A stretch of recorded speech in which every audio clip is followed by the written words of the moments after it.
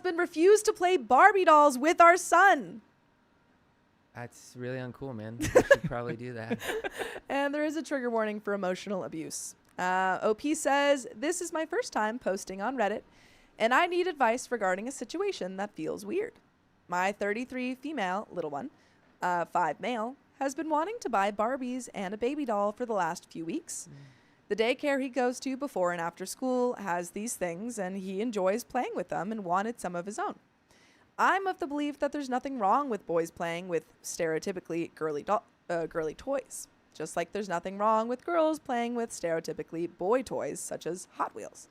I thought my husband, 43 male, and I were on the same page about this, but by the way, this comes from Worrybird She, and if you want to submit your own stories, go to the r/OKStorytime subreddit. I'm Sophia. Hi, I'm Daniel. And Daniel, would you like to introduce yourself a little bit? Sure. Daniel, don't be scared to project. Cool. My name's Daniel. I'm a psychotherapist. I live in Los Angeles, and my focus is on attachment repair. I work a lot with adolescents, and I see people in private practice. And I'm a big student of Buddhist psychology. Thank you so much. You're and he's here to welcome. give some advice. Not advice. Not advice. Some We just talked feedback. about some feedback. Yeah. And we're going to get into the story. Yesterday, we finally got the chance to get to the store so he could get what he wanted, and our little one was ecstatic. He used his own chore money to get a Barbie car when she was most excited about a boy Barbie and a girl Barbie. This was great, and I was very involved in helping him pick them out. Dad, however, was very much not, despite my trying to include him. He hung back, didn't engage at all, and when others came into the aisle, he would leave entirely. He was acting like he was embarrassed to be seen picking out these items. They're just dolls. Yeah. They're not going to hurt you. No. On our way out of the store, I told him, people might not even assume right away that he's even buying them for himself. What if we were buying stuff for a little girl's birthday or something? I said this to try and figure out how he was feeling and where his head was at. He's very much someone who feels like people are watching and judging him at all times when he's out in public. He didn't really respond to the question, just got in and we went home. After the store, everything seemed fine. Dad was playing with our 5-year-old and his cars. Then our son brought the baby doll over and tried to engage my husband with it. Hubby pulled back from play and told him no. He didn't want to play, and playtime was over. I gave him the benefit of the doubt. Maybe he just needed a break. Hubby has a very low playtime meter as it is and has admitted that his patience when it comes to our son is something he needs to work on. I assumed he'd reached his limit as far as playing in general went. Opie's giving him a lot of grace. She's like, maybe it could be this. Yeah. That's fine. Children can be a lot. I totally get it. Then last night, I was getting our little one ready for bed, and because using the baby doll to get him down was working so well, show your baby how good you brush your teeth. We were on a roll. Dad came in for goodnight kisses, and our son usually doesn't let him leave unless he's gotten at least 3, so I was trying to help Dad by moving things along. I was like, okay, son, time for Dad to go. Show your baby doll how good you say goodnight to Daddy. And he did. Then Dad turned to leave and said, "Good night, son." Our son said, "Dad, say goodnight to my baby." And hubby paused and very firmly said, "Good night, son," and then left. Do you have a lot of parents that, or have you ever had this experience where the parents are like, we don't want, we have these very gender defined roles for I think people children? struggle with it for sure. I mean, this is the first time I'm hearing this story, right? I would say what a missed opportunity to show up and connect with your child and to help your child understand and explore the world. And I'm thinking about how the father must have such a fragile sense of his own masculinity. Absolutely. And what an epic bummer. Yeah. To miss this opportunity. And it's cool that maybe the family could talk about it and explore it and come to understand that if you're not supporting your child in discovering the world with them, they'll go to other people.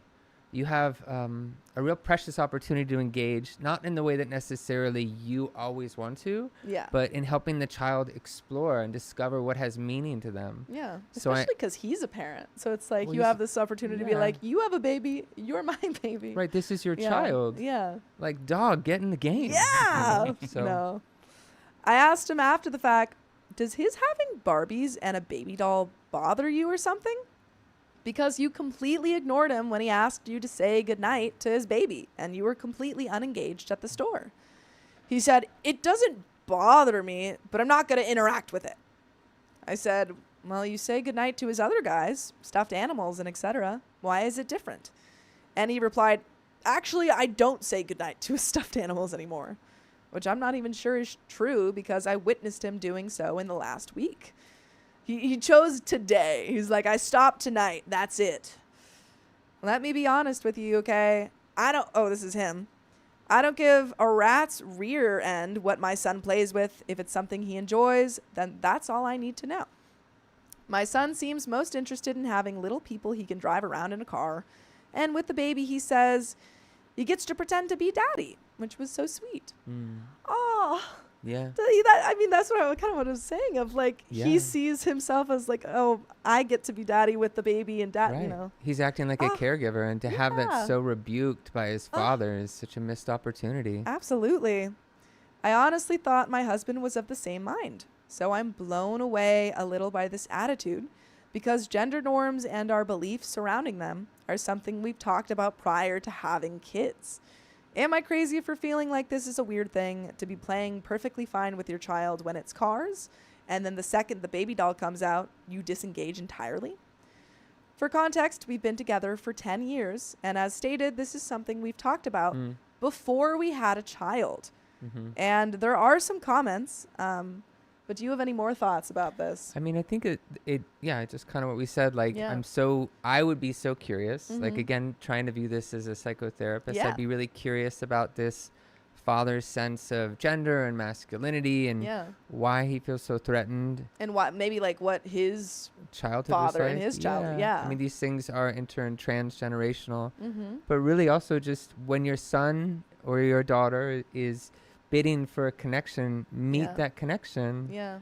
To rebuke it and shut it down, the message isn't that dolls are bad, but connecting is bad. Absolutely. And it seems also like OP kind of mentioned briefly that he was already having trouble connecting with his son. Yes, that's right. Yeah, so I feel like that's so painful. It's even further creating this this divide between them. Yeah.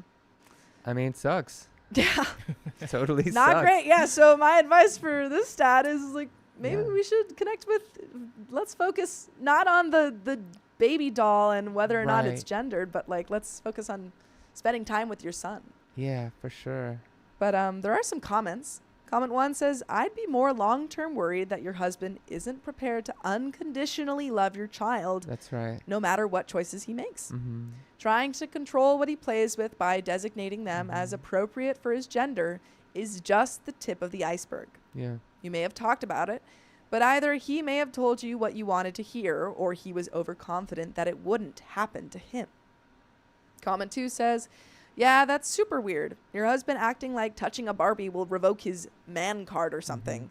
Your kid's just playing and learning how to nurture, literally pretending to be a dad. That's awesome, not something to shut down. He really needs to unpack why a doll makes him so uncomfortable, because that's his issue, not your son's. Comment 3 says, you're not crazy at all. Your husband's reaction is definitely rooted in outdated gender norms. Right. And it's okay to feel weird about that. Your son wanting a doll and Barbies is completely normal. It shows empathy, imagination, and creativity. The fact that he said he gets to pretend to be daddy is actually really sweet and shows healthy emotional development. And OP responds, this also shows that the kid looks up to his dad so much so that he sees him as a role model and wants to emulate him.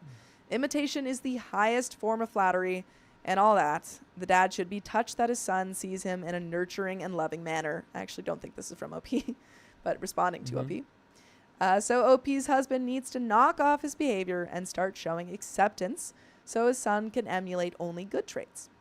And comment 4 says, I'm going to go a step further than some of the other commenters. I think your son playing family with his dolls and trying to engage his dad with them, is modeling behavior he wants to see and is not seeing. Ooh. Deep. It's like, Dad, I just want your love. I want Look connection. at me loving this baby. Totally. Yeah. Tell his dad to put that in his pipe and smoke it. There's nothing girly about his emphasis on being the daddy and enjoying driving the dolls around. That sounds boyish to me. Also sounds nurturing and helpful, which should be gender neutral. If I were in your shoes, I'd get him some male action figures too, to see if that helps keep the peace while Hubs gets counseling.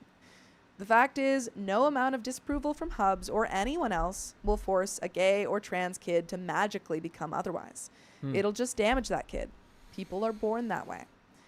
And there is an update, but I feel like a lot of those commenters were touching on what we said. Yeah, absolutely. Yeah. What's the update? Oh, well, we're going to get into it. Okay, got you.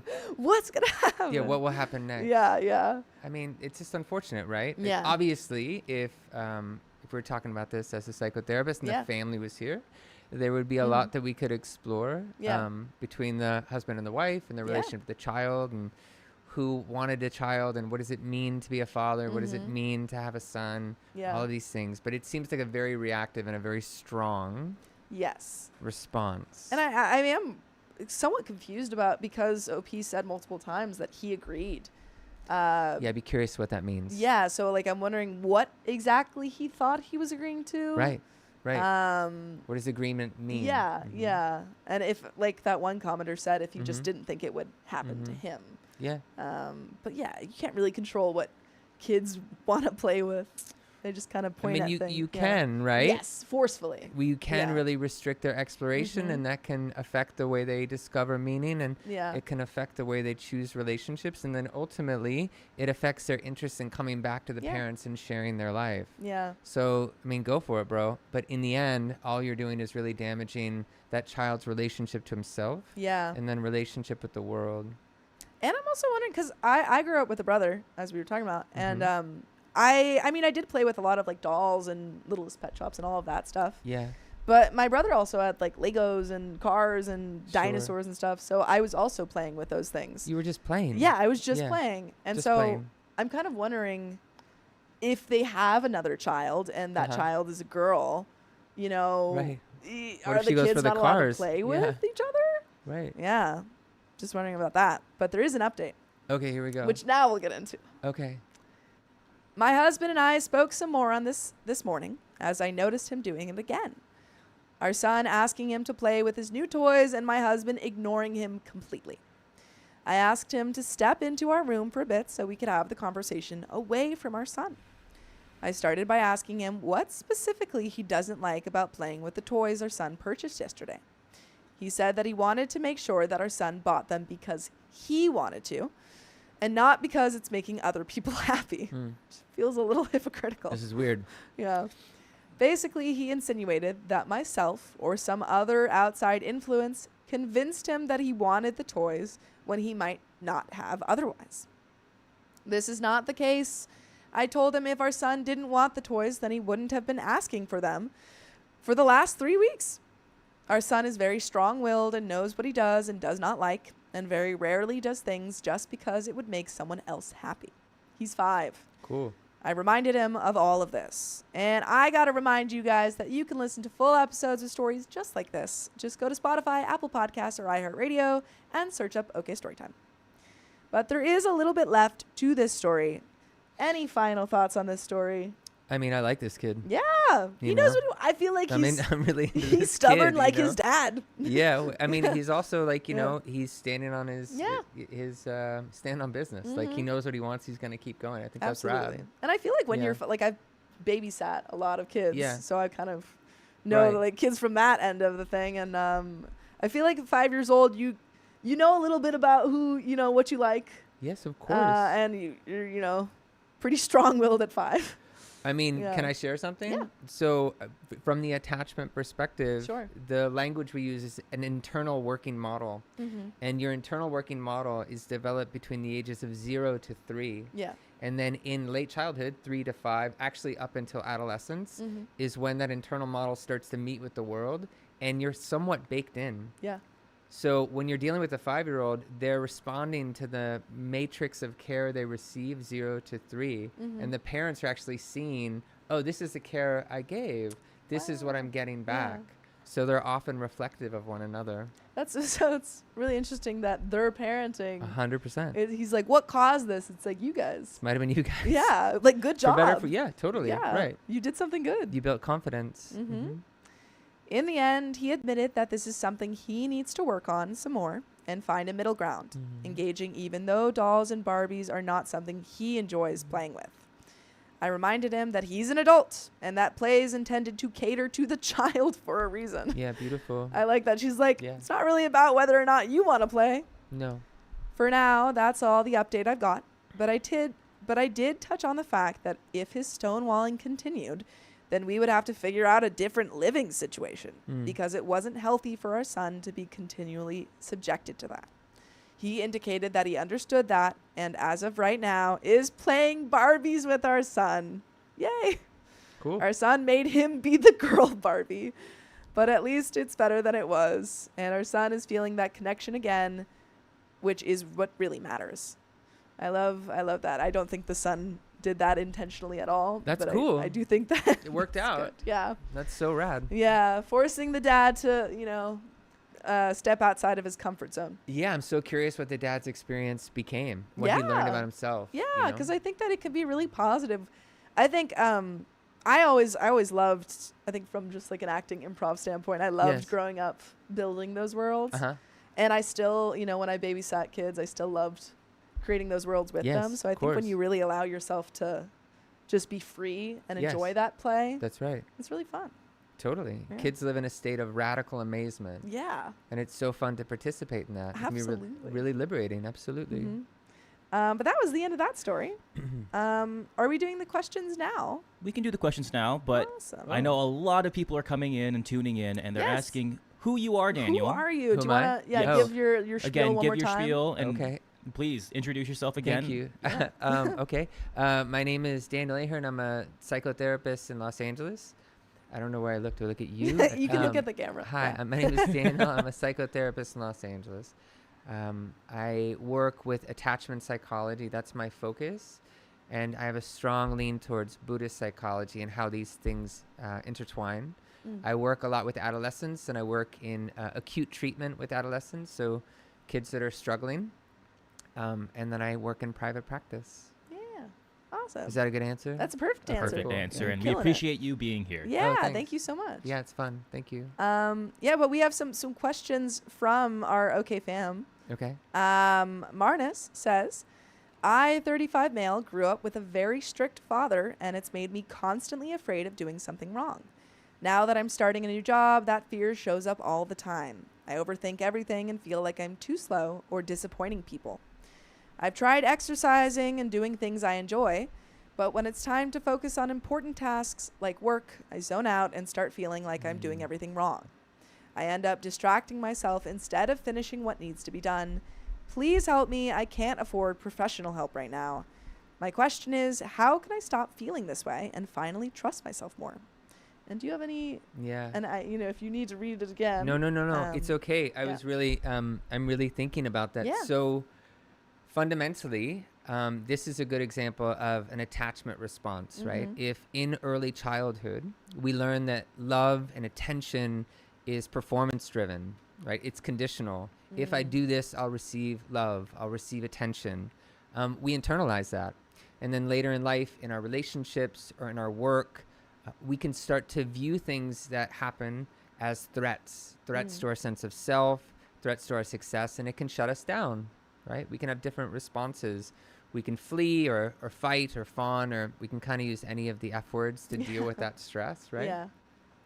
So what I would not advise, but I would consider is for this person to really take a pause before anything that you're doing at work or maybe after, and evaluate, am I responding from the present moment, or am I responding to this old story that if I do something wrong, I'll be rebuked or abandoned. And then after you do any task, really acknowledge out loud, like, oh, I did this thing, and celebrate your accomplishments. moreover, I would find people that you trust, maybe colleagues or friends, to talk about that. Like, hey, I really struggle with feeling that if I don't do this right, I'm going to fail, and I don't even know where that feeling comes from, or maybe it comes from childhood. By just externalizing that and building relationships with people, the term we use is co-regulate. You know, when you and I met a little while ago, we didn't know each other, and then we kind of got in a groove, right? And we started to have this experience of being in harmony together.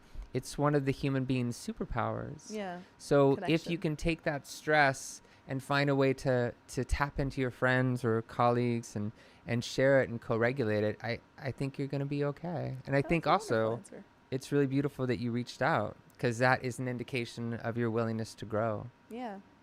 That's a great answer. Thank cool. you. Thank you. It's like he does this for a living. living. Like this is your job.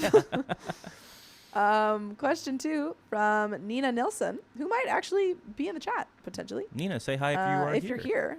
She's one of our regulars. Cool. Nina Nilsson says, me and my best friend, both 29 female of 16 years, are basically codependent. I'm there almost every day helping her with her son, my godson, around 7. Or we're in group activities together or with her family. I spend Christmas there and everything, and I have a hard time feeling like I deserve a space in a group due to having to fight for my spot in my family's growing up. My parents aren't together, and I had evil step-parents on both sides. My best friend is dating someone new, and while we have no romantic feelings, her being in a relationship does change things. Things such as who does what in all of our lives, but especially my godson's life.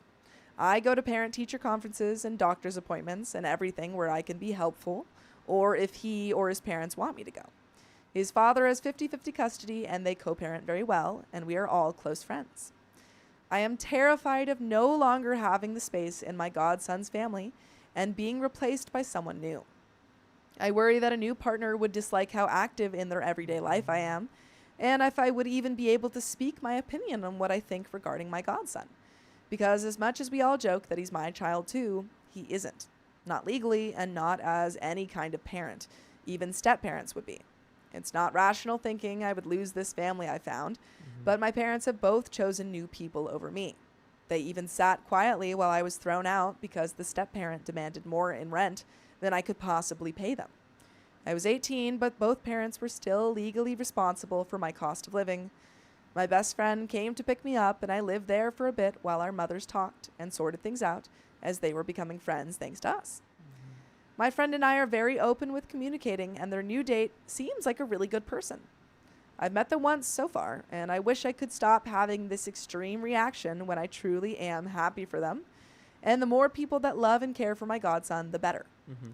My question is, how can someone work on whatever this is? Codependence, anxious attachment. I am in talk therapy, mostly just as a check-in while waiting for the psychiatrist to have time with me twice a month. But I realize this needs more work than that so that I don't ruin my friendships now or in the future. Thank you for taking the time for us, and OK fam. Good job.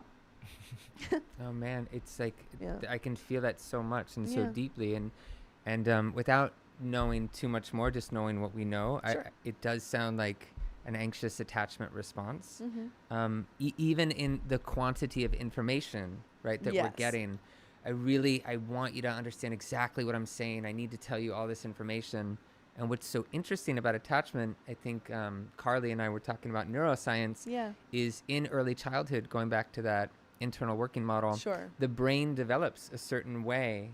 So when we start to feel that anxiety and we're sharing a lot of information, it's a sign that we're actually in duress, right? We feel like if I don't share everything with you, you're going to leave me. And then this person so clearly explained that feeling of being left. What I would do about it, I guess the other thing I'm curious about is in talk therapy, do you notice that talk therapy helps, or do you leave feeling actually more spun out, right? Because sometimes talking won't really help. If you have this, if you have so much anxiety, you're just kind of caught in this experience of sharing and sharing and sharing. And the language that we use is like there's a self and there's an other. And when I lose myself with my anxiety, I collapse into other. And it's so painful because I can't find the me in it. What I would advise, I'm choosing my words carefully, is to pause and actually notice how valuable you are and check the evidence, to offer yourself a lot of compassion. Sounds like you've been through a lot in early childhood. Understand that you do have a good friendship and you are so invaluable to this godson, and find a way to pause and reflect. Notice that you're okay in this moment. You can actually kind of visualize the person that you want to be now, rather than feeling trapped by the version you have of this older version of yourself. And don't be afraid to go out and explore other relationships. I mean, you found one. You sound like a rad person. I'm sure the more you go out and explore, the more you can kind of strengthen your social network and help yourself feel okay. But this is such a good example of how that anxiety can feel so overwhelming. Yeah. And you can collapse. Yeah. Another great answer. Is that a good answer? No, yeah, absolutely. Amazing answer. A lot of people are saying we're being seen right now. Caitlin literally just said, he's going to make me cry at the gym. Oh, yeah, cool. and I think when you have that like one very close friendship that you're codependent on, I think it can be like hard to see that sense of self. It's so terrorizing. Yeah. You're like, it's like, what if I lose this person? I'm going to end. My world's going to end.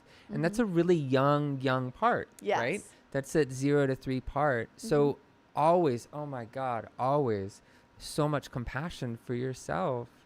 You know, a big thing about attachment, it's bandied around a lot. People throw the language around. I'm anxious or I'm dismissive.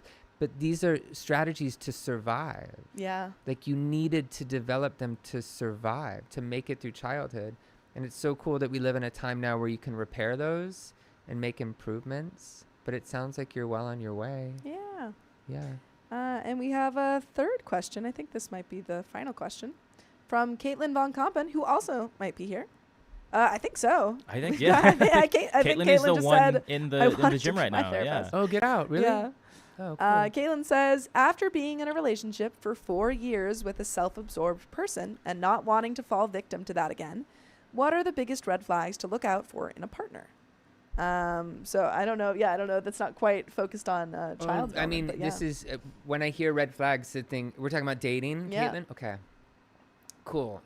Here's some dating feedback. When you go on a date, this is for literally everyone on earth. Yeah. Don't worry about if they like you. Take that off the menu. Really focus in your body. Do I feel safe around this person? Yeah. Do I feel like I can be myself around this person? So much of our culture puts the pressure on getting people to like you and click the like button and appreciate you that you lose yourself. Yeah. And then you find yourself vulnerable to people that have narcissistic tendencies. Don't paint red flags white. The body is an incredible somatic instrument. It's really wise. Yeah. And if you can find your breath, in your gut, right? The vagus nerve, we could talk about all this wild stuff. Yeah. But if you just pause and breathe and notice, like, do I feel safe? Is this something I want to keep pursuing? I think you'll be on good footing. Yeah. I think I saw this thing about, like, when you feel very connected to your partner, you're more likely to, like, feel sleepy. I don't know if that's necessarily true. Oh, relax? Yeah. I mean, it kind of makes sense if you talk about, like, being comfortable with someone. I think so. You no longer feel that, like, anxiety response. It's like a safety mechanism from, you know. I mean, you biology. Have to, I mean, there's a couple ways to look at this, really. Like, some of us, if we're so overwhelmed, we just, like, nod out. Yeah. Right? Yeah, but if so I guess there's the opposite. Yeah. Right, you can fawn. But there is that experience of, like, oh, my God, I feel so safe with you. Like, I just want to, like, I finally feel like I can rest. Yeah. What a beautiful experience. Yeah. And there actually is, I think, one more comment. Okay. Or one more question from Anonymous. So don't know who this is. Hi, Anonymous. Yeah, we do have another anonymous person. Like, their name is anonymous, but this is, I think, just from a person who wishes to remain anonymous. Okay. My 26 female mother, 59 female, won't stop asking about who I'm texting, what I'm doing, or if I have certain social media when I'm on my phone. Question, how can I establish the boundary that it's my business about what I'm doing on my phone and not hers without being rude? I mean, wild, right? Yeah. I think the idea for parents is to really be available to actually, let me say it this way. It's our responsibility to hold our boundaries, and that can be hard. But one cool thing about attachment is it's highly collaborative, and we develop what's called metacognition, which is insight. So the way that would work in this relationship is, like, hey, Mom, I'm noticing that you're asking me a lot of questions about my phone, and I'm wondering what's going on, and really try and put yourself in her position and let her see that you're thinking about that. And it might wake her up to like, oh my God, that's so whack. What am I doing? Yeah. It may not. You have an opportunity to have your boundaries, and this is for everyone. It's my responsibility to hold my boundaries. It's not as important to me that you like my boundaries. Yeah. You don't have to. They're my boundaries. And if I can have coherent boundaries for myself that feel safe and protected and supported, then I can see the kind of world that I want to engage in. Kind of going back to the dating thing, right? Yeah. I have to find meaning and set boundaries in my own life. And if people don't want to hang out for it, you know what I mean? Bye. It's like, yeah. And this goes for a mom. I mean, like you're in a relationship with your mother, it will persevere, but you're allowed to adjust that. Yeah. And I imagine, although it wasn't stated, that this misattunement between the mother and the child started a long time ago, and this is the latest example of it. I don't think this is like totally new behavior. Like fall into patterns. That's right. Yeah. You know, but you're allowed to establish a sense of privacy and boundaries, and it's actually appropriate. Yeah. You know? I feel like, I mean, with my parents even, to a certain extent, there's, when you're like a parent, I'm just assuming, never being. I'm a parent. Yeah. You have to kind of, there is less privacy when you have a minor child. Yeah, you have to be involved. Yeah, you have to be involved to keep them safe. And then when they become an adult, it's like there's that transition period where you're like, oh, I actually can't know everything about your life. Yeah. Yeah, and it's really a beautiful experience. And, you know, parents can have grief around that. Like, oh, my child's not a child. And that's cool, but like deal with your grief. Like part of the beauty of parenting is this ongoing process of loving someone so much and then letting them be in the world and let them be free and to support that. So, and I think parents can fall into patterns, and it's totally acceptable to be like, yo, what are you doing, Mom? Yeah, let's put a pause on that. Yeah. But those are all the questions. Thank you so much for answering. Yeah, you're welcome. Sure I think they've been saying they appreciate how much. You've hit some like real chords for some people who are like, just like, I wasn't even, they didn't even submit questions, but wow, they are wowed right now. So cool. Thank you so much. I think a lot of those questions people are able to relate with. Yeah. They're relatable. You know, they're boundary issues. There's stuff about how we relate to, you know, this is the thing in attachment. Yeah. It's about the development of a relationship to myself. Yeah. And the world. So relationships and exploration. And those are things we can all relate to. Absolutely. Yeah. Thank you. And we have another story that we're getting into. Okay, let's get into it. Yeah.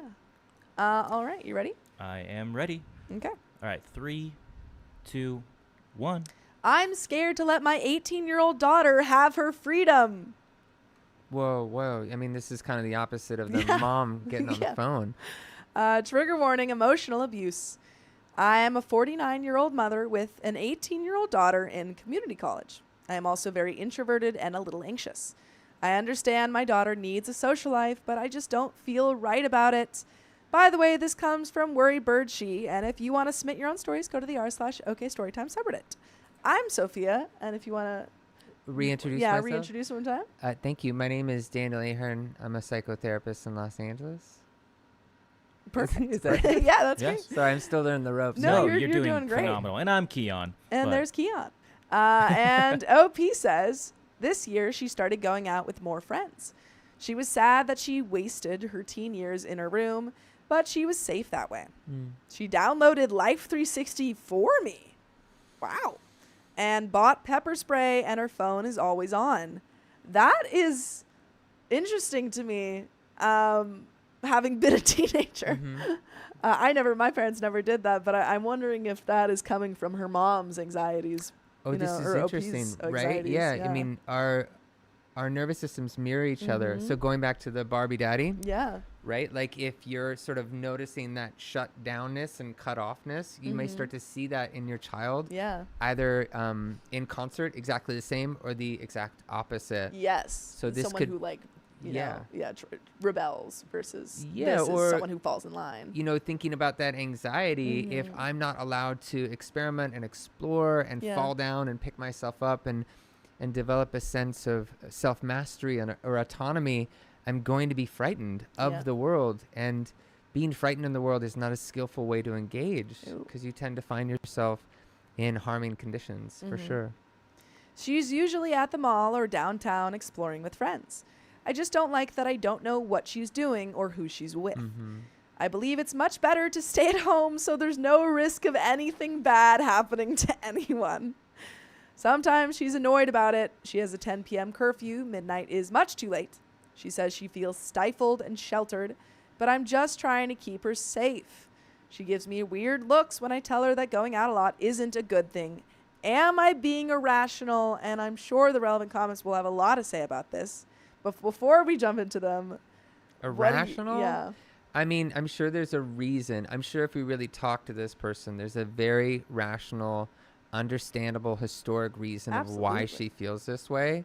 Is it the optimal way to build trust and safety in your child? I think this person knows no. And I'm sure it's really painful for this person to see like, this isn't working. And it's really painful for me, and it's really painful for my child. And I mean, all of that is so hard. Yeah. Right? And it also feels like the daughter is kind of unlearning because, I mean, OP said like she downloaded Life 360 and was very cautious. Right. But now at 18 is trying to unlearn those kind of fear responses. Yeah, trying to evolve, right? Isn't that what we want? We want to continue evolution and keep going. Personal Poet says, let your daughter live. And OP responds, she's smart but too trusting of people. I'm scared she'll get into a bad situation. I'm a single mother and I can't have the stress of her possibly getting unalived or worse. Home is safer. And comment 2 says, it's normal and healthy for your daughter to go out. Right. She's learning to build bonds with people, exploring our beautiful world and connecting with her community. The skills she's developing will help her professionally if she moves to a new place and when she finds a life partner who will have their own family and friends who will also be in her life. What about yourself? Do you have enough strong friendships and do you take enough time to explore all that's going on locally? OP responds, I'm just scared she'll do something stupid. Part of the reason why she's going out is because she complained her senior year that her peers babied her because she was sheltered. She also felt bad about not hanging out with friends much when she wasn't busy with jobs and adulthood. What if she drinks to try and fit in? She never got much male attention. What if she sleeps with a man just to feel affection and ends up pregnant? I'm very introverted and quite the homebody, so I only talk to people at work and church. I guess I'm too old for friendships, LOL.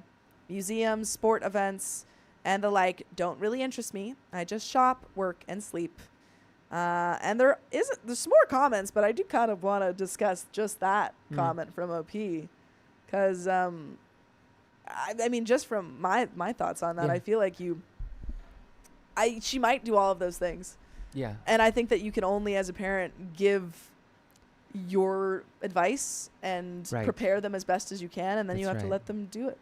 Yeah, I mean, ideally, you let them be free in the world, and then you trust that the relationship that you built will bring them back to share it. Prepares it. Yeah, I mean, that's the idea. And maybe what I'm feeling into this is that the parent feels like, oh, I didn't do a good job, and that's really what's freaking me out. Yeah. So trying to control that outcome, but can't really control. You gotta live. Yeah, you gotta trust. I also, like, as much as this is about the mother-daughter relationship, I think it's also about OP feeling like she can't explore anything anymore. Oh, right. Yeah, because she said, I'm too old for friendships, which I don't think anyone is ever too old to find new friendships. So there's that fear of letting go of it sounds like just there's some enmeshment too, like the child is not your friend. Yeah. It's your child. Yeah, exactly. Right? Like she's relying on her daughter. Yeah, I think that's, it's unfair. Yeah, and maybe some of that anxious attachment of being like, if my daughter leaves, who else do I have? So yeah, with the anxious attachment, right? If you're so focused on self, then you're not being an authentic person, and then you actually don't see the person. Exactly. Because you're constantly lost in this projection that you're trying to control. Yeah. To reduce that fear of abandonment. Absolutely. All painful. Yeah. Comment 3 says, coming from parents who had me on a short leash in high school, the more you push your fear on her, the more likely she will be to engage in risky behavior. Trust your daughter. She has friends who will look out for her. She has pepper spray. She's got pepper spray. And she has your number. She's got that pepper spray. The best thing you can do is be there for her and say that if anything happens, you're only a call away. And there is an update, and we're going to jump into that one. so you don't have to wait. Okay, let's get into it. How do you handle your kids not liking you when it's your fault? Says OP. My heart broke today, but it's much deserved. My 18-year-old daughter has slowly stopped sharing things with me. She's scared to talk to me. I'm short-tempered and I often lecture her out of love. But she once said half of our conversations is me just talking at her. She acts a bit like a know-it-all sometimes. She once said I tell her she's too naive, yet I gave her a 10 p.m. curfew. I get pissy when she hangs out with her friends and didn't let her walk outside her neighborhood until she was 16. I'm just trying to keep her safe. One thing I do understand is that I made her incapable of handling confrontation. She was sassy as a kid, but as she grew older, I wondered why she couldn't stand up for herself. Then I remembered how much I blew up at her or was sarcastic with her without allowing her to get angry at me back. She had OCD. We both recognized the symptoms, and she begged for therapy, but I let my denial get the best of me until her junior year of high school. I apologized for it this year, but I'm not sure if she truly forgives me. And again, this is, I obviously can't diagnose, but I'm wondering if maybe OP has OCD. Yeah, I mean, it would be hard to diagnose. I don't want to do that. But I would say that this refrain of like, I was trying to keep her safe, I don't think is the whole story. Yeah. You're trying to control the outcome. That's not safety. No. Right? And you're trying to be controlling. That's not safety. You have to let people live and discover meaning. I mean, I have a lot of thoughts that we could share another time about OCD from the attachment perspective. Sure. But fundamentally, if I could share this, I think this would be helpful. Rupture is expected in relationships, in any kind of relationship, especially parental relationships, especially with teenagers. Repair is optional and so beautiful. For this person to recognize, oh, my kid is so sick of me, you're allowed to voice that. Say, hey, you know what? I think I was really unskillful and controlling, and I don't want to be that way. And to model the fact to a teen or someone younger that you can make a mistake as an adult and then change your ways, changes their version of the world, right? So don't be afraid to take accountability and to share that.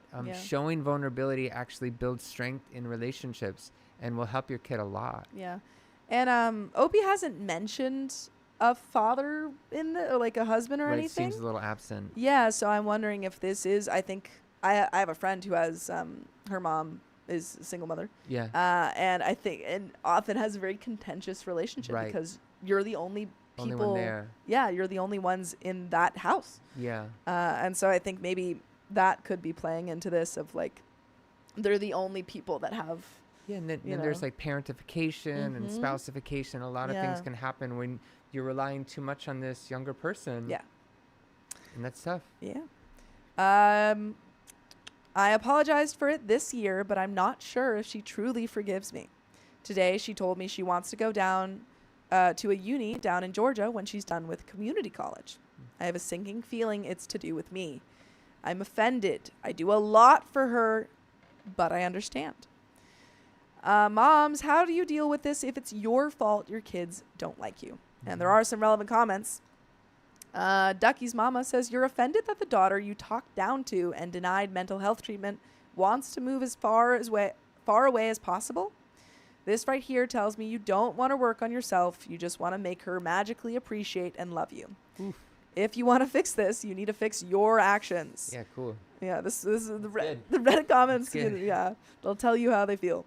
Listen to her without butting in how wrong she is. Apologize again for the lack of treatment and mean it. Tell her you support her wherever she wants to go for college. Stop blowing up and start being supportive. And if that's difficult, get into therapy. It's going to take years and a lot of work to fix this relationship. Redditor4 says, thank you. My father is very similar to OP, and to this day, it's all about how much he's done for me, as if providing material necessities can somehow absolve them of the very real consequences of their actions. And OP responds, you're right. I guess offended was the wrong word. I know I did wrong, and it hurts she's upset, but I acknowledge and understand why she feels the way she does. I let my pride and control get the best of me. I'll look into going into therapy. And OP also responds to a deleted comment. I'm an immigrant, hence why I seem foreign, quote unquote. My child was born here in the U.S. And another Redditor says, the long-winded lectures are just you punishing her. Turn a 15-second issue into a 30-minute punishment talk where you release your anger on her and feel vindicated for setting things right, but you're just a bully and an a-hole. OP says, I guess it makes sense why she got mad when I'd lecture her. I was raised in a way where children must listen to when adults talk to them. And to get upset is at this, this is a little bit, and to get upset is this know-it-all behavior. Granted, I didn't always correct her in the nicest way. For example, it's important to save your money versus my usual, if I spent money like you, I'd be homeless. I need to work on my communication. Another editor says, this comment is so very telling. You don't get it. Even with all of the personal experiences being shared about others who live with a parent like you think that working on communication is going to do anything. This has nothing to do with communication. Simple question, yes or no. Do you want to be involved with any grandchildren's lives? If yes, go to therapy. It's that simple. And another Redditor says, why does your adult child have a curfew? Honestly, I kind of disagree with that comment because my parents, personally for me, I had, when I was living in their house. Yeah, their house, their rules kind of vibe. Yeah, sure. So I see that one. I don't think it's as cut and dry for that. OP says, we live in a very safe area, but you can never be too sure of who or what's out there. Another person says, she's an adult. I'm curious, what would have been the consequences if she missed her curfew? OP says, I wouldn't be happy, and I'd probably not let her go out the next time her friends invite her out. She's an adult, but a very young one, and she still lives under my roof, so she should respect the rules. And there is an update, but there were a lot of comments that we just got there, so do you have any thoughts on any of those? No, I'm just listening, really. Yeah. I mean, I think, well, we don't know. We're not in this family system, so we're kind of hearing, and we all have different ideas. It just sounds really hard. Yeah. And I think what we're hearing and the context of the control is the tip of the iceberg. And I'd be so curious how it started. And it sounds like it's so painful for everyone in this family system. Yeah. And I mean, like, again, like OP says, she was an immigrant. Don't have more knowledge than that. But I think sometimes we read stories Culture's where you powerful. have like a child who has to take on the role as translator or as just like cultural, you know, and so that kind of goes into parentification. And there was, I think, going back to like the beginning comments where they were talking about her moving away for school and OP being having a hard time. Yeah, having a hard time with that and thinking that it was kind of against her. I think a lot of times space can help those relationships. Yeah, because they've been so enmeshed. Totally. So pressurized, for sure. Absolutely. So it's like maybe you can actually rebuild your relationship if she goes away. Well, you might understand it with some distance. And to your point, I mean, culture is very powerful. We don't know the culture from which this is arising, and we're viewing it from our culture. And, you know, the privilege of just like reading a little bit and having an opinion. We don't know. But I mean, ultimately, it's pretty clear there's a lot of care here.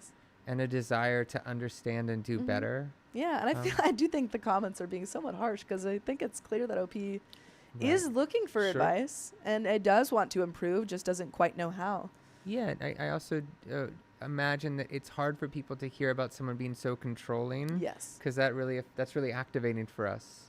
A lot of us can relate to people trying to be controlling and having hard relationships with parents. I 100%. think that, like, to an extent, everyone has like arguments and stuff with parents and stuff. Again, conflict, rupture, definite repair is really the beautiful opportunity. Yeah.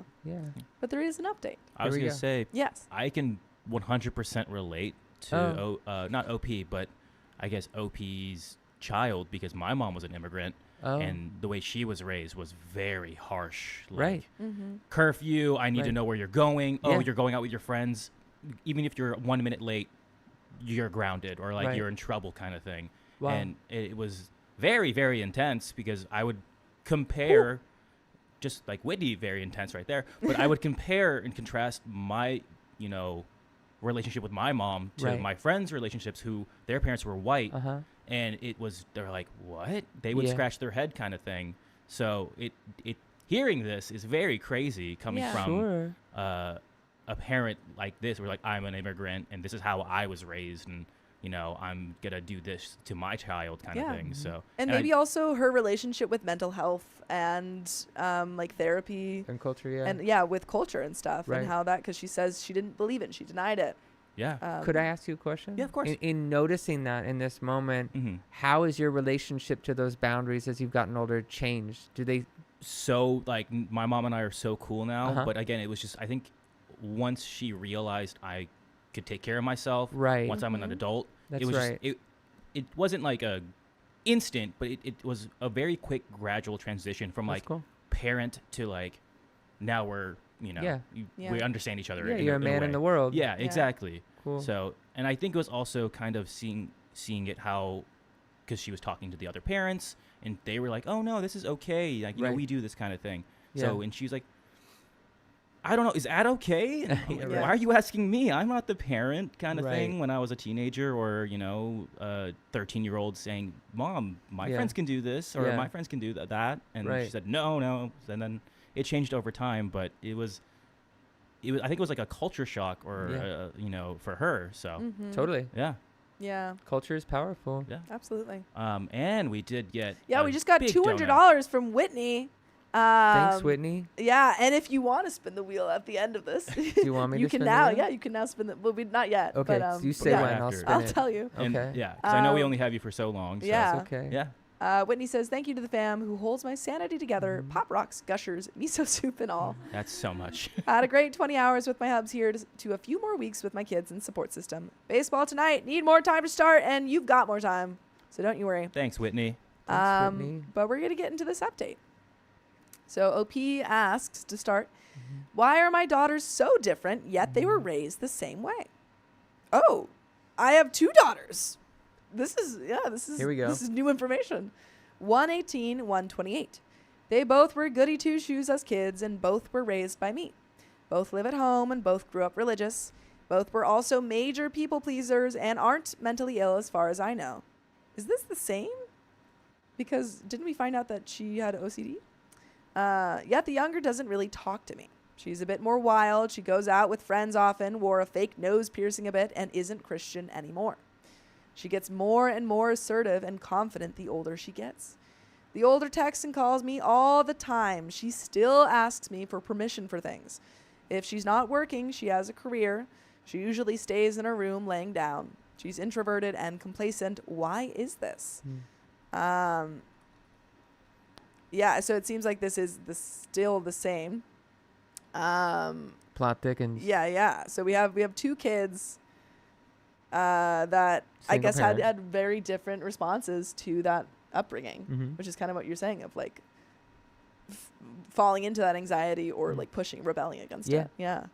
Throw the Dough says, having read your many other posts where even you admit how awful you were to her, I can't be surprised in the slightest. You clearly resent her being different than you, whereas your older seems more like you, or you've browbeaten her enough to be complacent. But wow, shocking. 2 humans are different than each other. Also wild for wanting to have friends and not sit at home being yelled at and lectured by her mom for wanting to not be sheltered or starved from the world. I'm beginning to think you're either trolling or really, really obtuse. I truly feel so sorry for both of your children. Whoa. OP says, I don't resent her. I'm just kind of laughing about how they were both so similar in their youth, but are now 2 different people. And yes, I need to work on the damage I caused to her. My oldest daughter even agrees that the youngest is trying too hard to be like her peers by going out and such. She's not in danger, but part of me wishes she was still the quiet kid she was pre the vid. At least she's learning to speak up for herself. Throw the Dough says, you're not laughing. You're actively still trying to make her this complacent, scared of the world, stay-at-home person. You very clearly expressed how much you resent her and actively try to keep her home because God forbid she makes friends. And yes, it's clear you wish she was still the person she was before she finally pushed back. Also, actively denying her help for her OCD is a monster move to then also say no mental illness, but not surprising because of the way you treated it. I truly hope she does escape for college and learn that this is so far from normal. Your parents should love you and support you and want you to be an adult with friends and a life of your own, A parent shouldn't browbeat you into complacency and make you fear leaving the house. But I'm not afraid of listening to full episodes of stories just like this, and neither should you be, because you can go to Spotify, Apple Podcasts, or iHeartRadio and search up OK Storytime. There is a little bit more, but yeah, we've got some commenters who are clearly feeling... They're feeling this. Yeah. Yeah, it's activating for them. Yes, absolutely. Somewhat relatable to them, it seems. Yeah, I mean, I don't know if I've seen necessarily exactly what they're seeing from this comment or from this OP. What's your take? It feels like OP hasn't necessarily said, like, you can't leave, you're not allowed. Yeah, it just right. seems Hard, cautious and maybe painful. Yeah, confusing, maybe. Don't know what to do. Yeah, and I think just the fact that she's coming on here and asking for, and also the person who was like, you're a troll. I've seen so many. I mean, like, even to an extent, my mom was scared and cautious about my brother and I and stuff. So, which is also appropriate. Yes. Right? Yeah. If you're paying attention, the world is terrifying. Yes, especially now. Right. Especially, Especially for now. kids being in school with, like, violence happening in school and stuff. That's right. I think it's fair to be cautious. Yeah. Especially, maybe OP, again, coming from as an immigrant and seeing this violence if she's in the U.S. I think that's very fair, and I think it's I think it's a little bit harsh to be like, why would you ever do this? Right. Or say this. Understanding's important. Yeah. We're just trying to understand. And I think, like, offering OP that understanding while also saying this is maybe not the right way to go about it. Which I think OP knows. Yes, right? exactly. OP's coming on here to say that. Like, I don't hey, know it's everything. not working out and it's really hard and I don't understand it and there's a cultural gap and I want to do right by my kids and they're having different experiences. Yeah. And, I mean, that's pretty brave. Yeah. I don't know. I think OP is at least on the right track. Yeah. Still has a lot left to learn, clearly. We're all learning together. And I think that, like, I mean, we have a lot of stories where people go no contact and stuff with their parents or family members. Yeah. And I think this is behavior that you kind of get very clear consequences with. It's like either you change and you get that relationship with your daughter, or you don't change and you lose her. Yeah, what a waste to miss that opportunity to grow. Absolutely. And I guess, again, going back to that, I did it wrong. Like, you can talk about that. Yeah. You can find a way to voice that and build that relationship stronger, right? I think being honest. As a kid gets older, they come to a deeper understanding of, like, oh, maybe this is where they were coming from. Sounds like everyone in this family system could benefit from more life experience. Absolutely. And then come back and kind of share what's happening with them. Yeah, I think we've all been there too. When you think when you're like a teenager, you think you know everything. Yeah. Oh my or you're goodness. like, So back then you were like, oh my gosh, like this is ridiculous. Right. Like, I know better than this. Yeah. And then you dwell back on it and you're like, oh man, you know, it's real. Yeah. It's kind Totally. of yeah. And it's funny from my perspective, like, Sam and I had very different experiences because my parents were strict, but Sam was he was much more adventurous. Sure. Growing up, like, he would climb buildings and like, get into trouble in those ways and stuff. And I was very much like, I hung out with my friends and I didn't go to parties. I was like, I kind of imposed regulations for myself. Self-audited. Yeah. Is that true? Or did you feel like did you feel like when you were younger you could go climb buildings but you didn't want to, or what was it? I don't know, but my mom was very adamant about don't climb the buildings. Oh, okay. Cool. But I don't think that she would have prevented me from going to parties or anything. Okay. But you just yeah. wasn't who you were. It just wasn't, it wasn't who I was. And I think Sam had a little bit maybe more, don't do this because he was doing more stuff. Oh, whereas I wasn't really doing anything. So yeah, I didn't you're have like, good, I don't need that advice. I'm not going to do it. Yeah. Right. And I think as I've, become more independent and moved out and stuff, it's finding that, I've been doing more, like, I host more I don't climb buildings. But okay, I was going to say, you climbing buildings? I've been climbing buildings now. Yeah. Goals. But, yeah, I think what you were kind of saying about them not having a lot of life experience, I think it's interesting because you have an 18-year-old, a 30-something-year-old, or 28-year-old, something like that. Yes. And then 49 something, somewhere along those lines.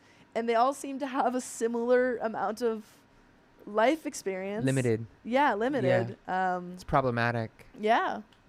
And look, it's hard, I mean, like, your parents want to protect you, and it is the natural response to want to push back against that. Yeah. And you have to find that sweet spot, of, like, The kids are trying to get into the end zone, and the parents' job is to not, essentially, right? To keep them safe. Just push them along. But you want them to have life experience because then that prepares them more for life in the future, and it makes the whole experience as a family richer.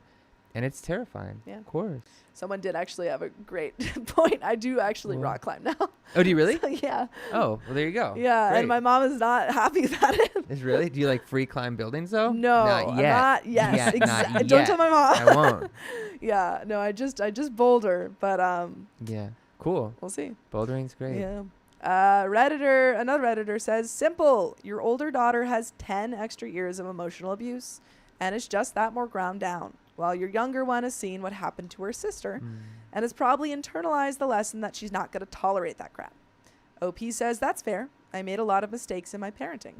My youngest thinks her older sister is parentified and codependent, something her community college counselor told her. I looked up the terms and I can't help but agree. She hasn't moved out of guilt. She hasn't moved out of guilt, and she feels responsible for me. I have created a monster. As for the youngest, I and my older daughter are scared she's going to act wild for the sake of fitting in and getting in trouble. Another Redditor says, so not only are you rude to your younger daughter to her face, you also trash talk her behind her back with her older sister? Oof. I don't know if that was entirely trash talking. Yeah. The teenage years were exactly the time both of your children should have been learning to socialize with their peers to develop their critical thinking skills for the real world, along with fitting in or not, and making good choices about all those things. You denied both of them that opportunity. How exactly do you expect either of your children to function in the world when you won't give them a chance to even experience the world in the first place? What exactly is your plan? Both of them go to a job, come home, do nothing, and live with you until you pass away? You expect them to never have friends, never develop romantic partnerships, not have children of their own, not have hobbies they enjoy, to never travel or explore the world? That's not worrying about your kids. That's downright cruelty. And that is the end of the story. I think maybe something OP could think about is the fact that she is an immigrant and did travel and did make that very big, transition and leap. I mean, it's hard to know what you don't know. Yeah. So operating from that context of trying to make sense here in the States, and it's really wild. It must be really hard. Yeah. Do you have any final thoughts on about OP? Mm-hmm. I mean, or for OP. Or for OP? I mean, no. I think, well, fundamentally, my approach is you need to collaborate with your children on their life. Yeah.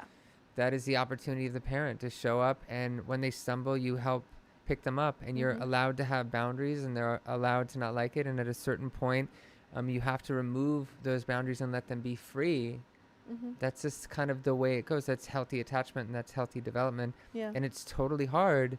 And don't ask your children to take care of you and how hard it is. That's not fair to them. And it won't work. Yeah. Agreed. Those are my final thoughts. Those are great final answers. Final answer. Yeah, that was the quiz. There is one more story if you have time for it. Yeah, hit me. Awesome. Are you ready for this next story? Let me go and grab it. But while I'm doing that, perfect. Yes. We have some donations. I know actually some regard. Oh, yeah. Awesome. With Daniel today. So start from the top there. Perfect. So, well, Auntie Vix Mix, thank you for the $5. I got voted as the favorite lunch lady at school today for the kids. Cool. I love a lunch lady. Yeah. When you find the job you love, is it really work? Love you all. It's a great point. Shout out lunch lady. Yeah. Shrink Wrapped, thank you for the $10. Daniel, are there any disorders for over-explaining? Disorders for over-explaining? I'm wondering what you mean, but I would think that has to do with anxiety, right? So when you have an anxious attachment or something along that spectrum, there's a tendency to, in quantity, overshare and in quality, undershare, because what you're trying to do is maintain the connection, and you lose your authentic self in doing that. So when I would think about that, if I'm understanding you, it would fall in the anxious side of attachment, insecurity. Yeah. Purple Trader, thank you for the $2. All hail the Worm Queen, which is me. Is that you? Yeah. What, do you have worms or something? Yeah, no. A while ago, and some of you might not know this, a while ago when I first started, I made a joke because there's this whole thing online about, like, would you love me if I were a worm? Oh, cool. And so I was like, chat, would you love me if I were a worm? And You're the Worm Queen. Now I'm the Worm Queen, and then we've got a lot of little worms everywhere. Cool, yeah, rocket, for sure. Great. Honeybee85, thank you for the 268. Dan, I could really use you right now. Well, he's here. I'm right here. Yeah. Purple Trader, thank you for the $20. Cake, you get a reprieve today. It's prep time for hunting season. Oh, and that's thank you. Cake is Keon. Oh, cool. We've could all you guess got why? various. Do you want to explain? I have a big butt. Oh. And he likes to show it. Yeah. Yeah, All right. that's it. Good And to know. Yeah, that's the idea. Good to know. Whitney, thank you for the $5. Advice: what would you say to a girl? Let's call her Lily, who doesn't have a boyfriend. And now they're just making fun of me. Moguri, thank you for the 431. As a Filipino/Chinese, I grew up with the no answering back. Sure. It's viewed as rebellion, and I have a 10 p.m. curfew back then when I was in my late 20s. I think it's an Asian thing. Mm-hmm. Yeah, so I think there are a lot of different like cultural things around. 100%. Yeah, like where that boundary. Where to draw it, Yeah, how to where it hold draw- it, yeah. how to talk about it. You know, this is the cool opportunity of cultures coming together is you Mhm. can look at these things. Yeah. Yeah. Christy Cameron, thank you for the 1317. Hi, Daniel. Some advice. So I went through traumatic childhood. Recently lost my 16-year-old niece to mental health. A month later, my brother, who's the care of my mom, who passed not long after, while caring for my mom, maybe, passed not long after all. In 9 months, I feel like I'm drowning. So I think just lost a lot in a very short amount of time. I'm so sorry for Yeah. your loss, and I really hope that you have community and people that you can connect with. You know, grief is this undulation of not wanting to accept what has happened, and it's an ongoing process of repair, and I really hope you have support. You Yeah. deserve it. Sammy, thank you for being a member for 12 months. OMG, it's been a year already. Happy to listen to some of the best people on the web. And are we ready, Keon? Because we can also... I was going to say, we're probably going to skip that last story because we had Daniel. So we're probably going to have him just spin the wheel for us because I know he's very excited for that. But we have one last member milestone for him. Your cycloptic colleague, thank Yeah. you for being a member for 18 months. Hi there, long-time lurker here. I love having Daniel's perspective. He seems to fit right in with Sophia. Welcome, and keep the experts coming. Let's keep them coming. Yeah. Let's spin the wheel. Yes. Yes. I'll Wait, grab what do I it. do? So we'll get the wheel for you. Yeah. So bring it over, and All we're right. just going to give it a strong spin. Okay. Yeah. Are you ready? Yeah. Perfect. Spinning. Yep. Even stronger. Stronger. Yeah. Yeah, No. perfect. Okay. And then whatever it lands on, we add. And we got 1.5. So this is a multiplier. Okay. And so for 5 minutes, all of their dollars will equal 1.5. Oh, great. Yeah. That's great. But we actually have 2 spins. So you get to spin it one more time. All right, I'm going to do it harder. Yeah, Ready? Yeah. even harder. Nice. you That's go. beautiful. Perfect. And thank you again. Those were both for Whitney. We appreciate Thanks, you. Whitney. Oh, perfect. 20 members. Yeah, so we have our members only streams. Okay. And so now you've just allowed 20 more people to come watch those. Welcome. Yeah. So everyone say thank you. Thank you. And Daniel, this is our time. But again, Cool. what a great guest. Yeah, thank we you so appreciate your much. time and man. answering all those questions. And also your expertise. Yeah, thanks for having me, you guys. What Yeah. a cool thing you're doing. Thanks to the Thank community you. for having me on, and I'll see you again. Yeah, Yeah. you did great. You did so much. And amazing. do you wanna one more time One last tell time. them who you are Sure. and what you do? Yeah, cool. My name is Daniel Ahern. I'm a psychotherapist in Los Angeles. I focus on attachment repair and mindfulness. I'm easy to find. I don't know Yeah. how you tag people or whatever, but Yeah, I mean, we can absolutely if you have like an Instagram or like anything that you would Sure. like us to tag, Yeah. just let Keon know, and we'll tag that in the chat Oh, Yeah. okay. and in the video. Cool. yeah. Rad. Thanks, Yeah, everybody. Of course. Thank Thank you you. so much for Okay. coming. What do I do? Do I stand up? Yeah, or do I you can. wait? Yeah. Dakota, could you? Yeah. Thank you so much. Dakota will walk you out. But yeah, you did fantastic. Thank you so much. Appreciate it. Yeah, Thank and you. please also send. Yeah, if you could send those the other people that you're talking about. Yeah. Yeah. Thank you. Thank you. so Appreciate much. it. Bye. Everyone's saying thank you in the chat. You are jumping in. Yes. Dude, he was so nice. He was great. He was great. I was talking to him before. He's such a lovely guy. I'm so bummed I had to leave for a little bit. Yeah, but no, oh my God. I felt like I was like, wow, yeah. I know. I He was had here such great talking advice. to him with Sophia like, before thoughts? we started, and I was just like, wow. He's such a, yeah. awesome guy. 10 out of 10. Awesome guy. Awesome tattoos. Yeah. I've never Awesome met a tattoos. therapist who like has like the coolest tattoos like that. Right? We also told them before, we're like, just, be aware that they might be a little bit thirsty in the chat. They might flirt with you a little bit. He was like, oh, it's fine. He's like, I'll I'm just, not gonna I'm not going to. pay attention. Yeah. And I looked over and I saw that was funny. Jellyfish says, can we all adopt him? Fortunately, he does a full-time job, I would. as he said. We could just But he did such a great new host of OK Storytime. So, yeah, yeah. Daniel. But yeah, we'll tag him. We can text him and stuff. We'll probably tag him in the video as well. Yeah. But yeah, I hope you guys liked that. And we've been doing this, more and more. We did the divorce lawyer. Was it Sarah. Yeah, Sarah Interrogator. Right next to you. Oh yes, we have her book, Sarah Interrogator's book. And then we had the dominatrix, who I was not here for, but Also named also Sophia. shared my name. Yeah. I know this is the first one I've been in for. I'm so excited. Yeah, no, it was really great. So we'll keep doing those. You'll probably hear about the next one. Yes, if you guys, we are having some not polls, but questionnaires like we did for Daniel today. If you are in our Discord or in our YouTube, there is a link that you guys can grab in one of those. If you want, you can also ask one of our mods. They can link it to you or at least direct you where to go for next week when we have more therapists on the show. So again, if you want your questions to be answered by an actual professional, I mean, we're there. Yeah, we can only answer to the best of our ability, but this is his job. But with an actual He's got the professional, degrees. yes. Please submit your questions there, and we'll grab some of those like we did today. Yeah, thank you for everyone who shared their Who questions. asked for Matthew McConaughey? That's awesome. He did give Matthew McConaughey vibes. Yeah. Anonymous, thank you for the $5. I'm so proud everyone behaved. Carly, epic shirts. Thank you. Yes. And Purple Someone Trader. cool. Did you warn them about? Because No, I did the not. second I sat down, everyone was No, like, I did "Your not. shirt." I It's did just not. a cool This shirt. is the shirt that Keon got me, everybody. It's just a freaking cool shirt, man. It says Spooky Biscuit Club. We raise spirits and need biscuits, I love that. but it's need And I like love that. making muffins, and it's a little cat needing a pumpkin. Purple Trader, thank you for the $10. Chaos Demons Unite. Wait, what'd that say? I didn't finish it. Go back. Go back, wait. Take up my mantle. Yes. Thank you. And I'm going to go ahead and do something for Daniel again. I'm going to give a little spiel on him in just a second. And while that's happening, 25 is the next episode. Awesome. 25.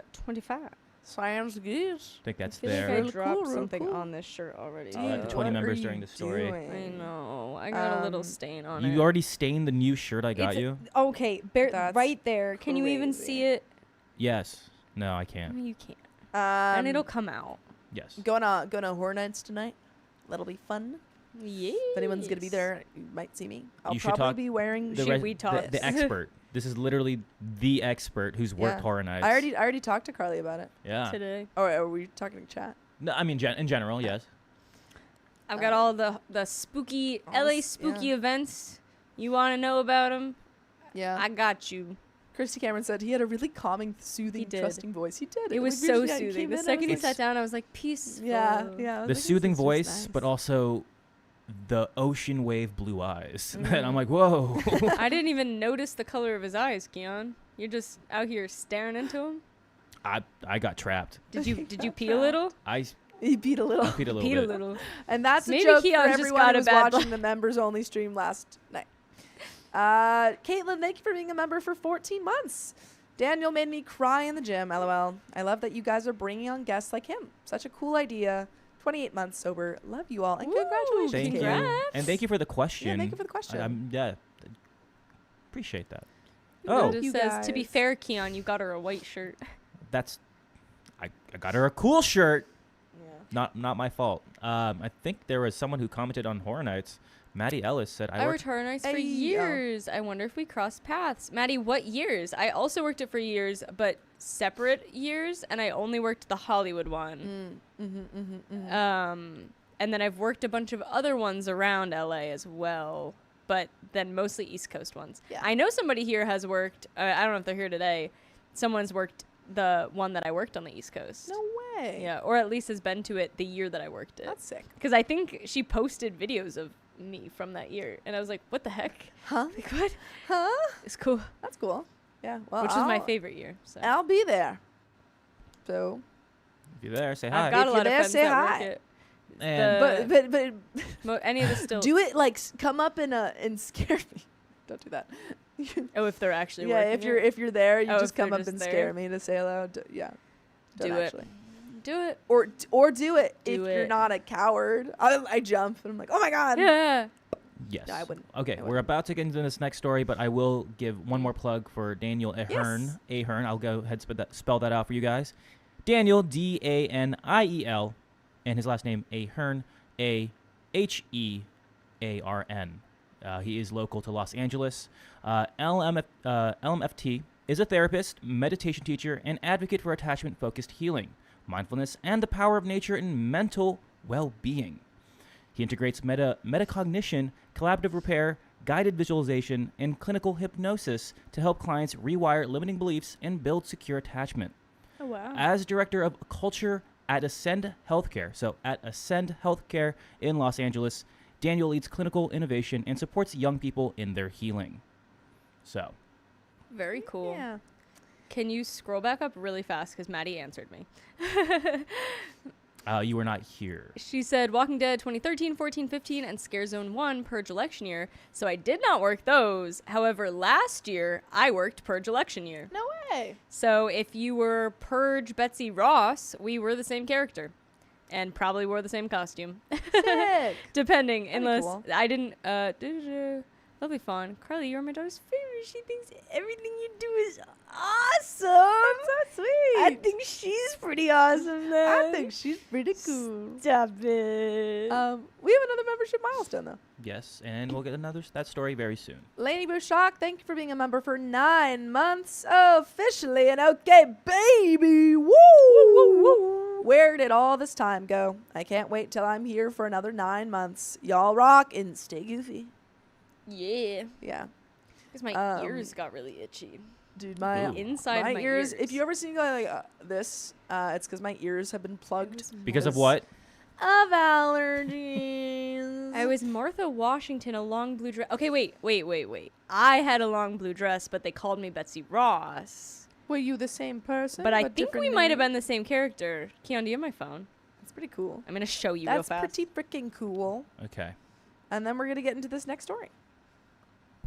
I'll go so quick. Guys. Thank you, Mark James. That's nice. It was so quick. Let's see. You rock. Nicole H says Josephine would have gone hard for Daniel. Okay, wait. I need to find one that I'm allowed to Yeah. to show. Are you allowed to Okay. share? Did your dress look like this? Let us know. Because then we were the same.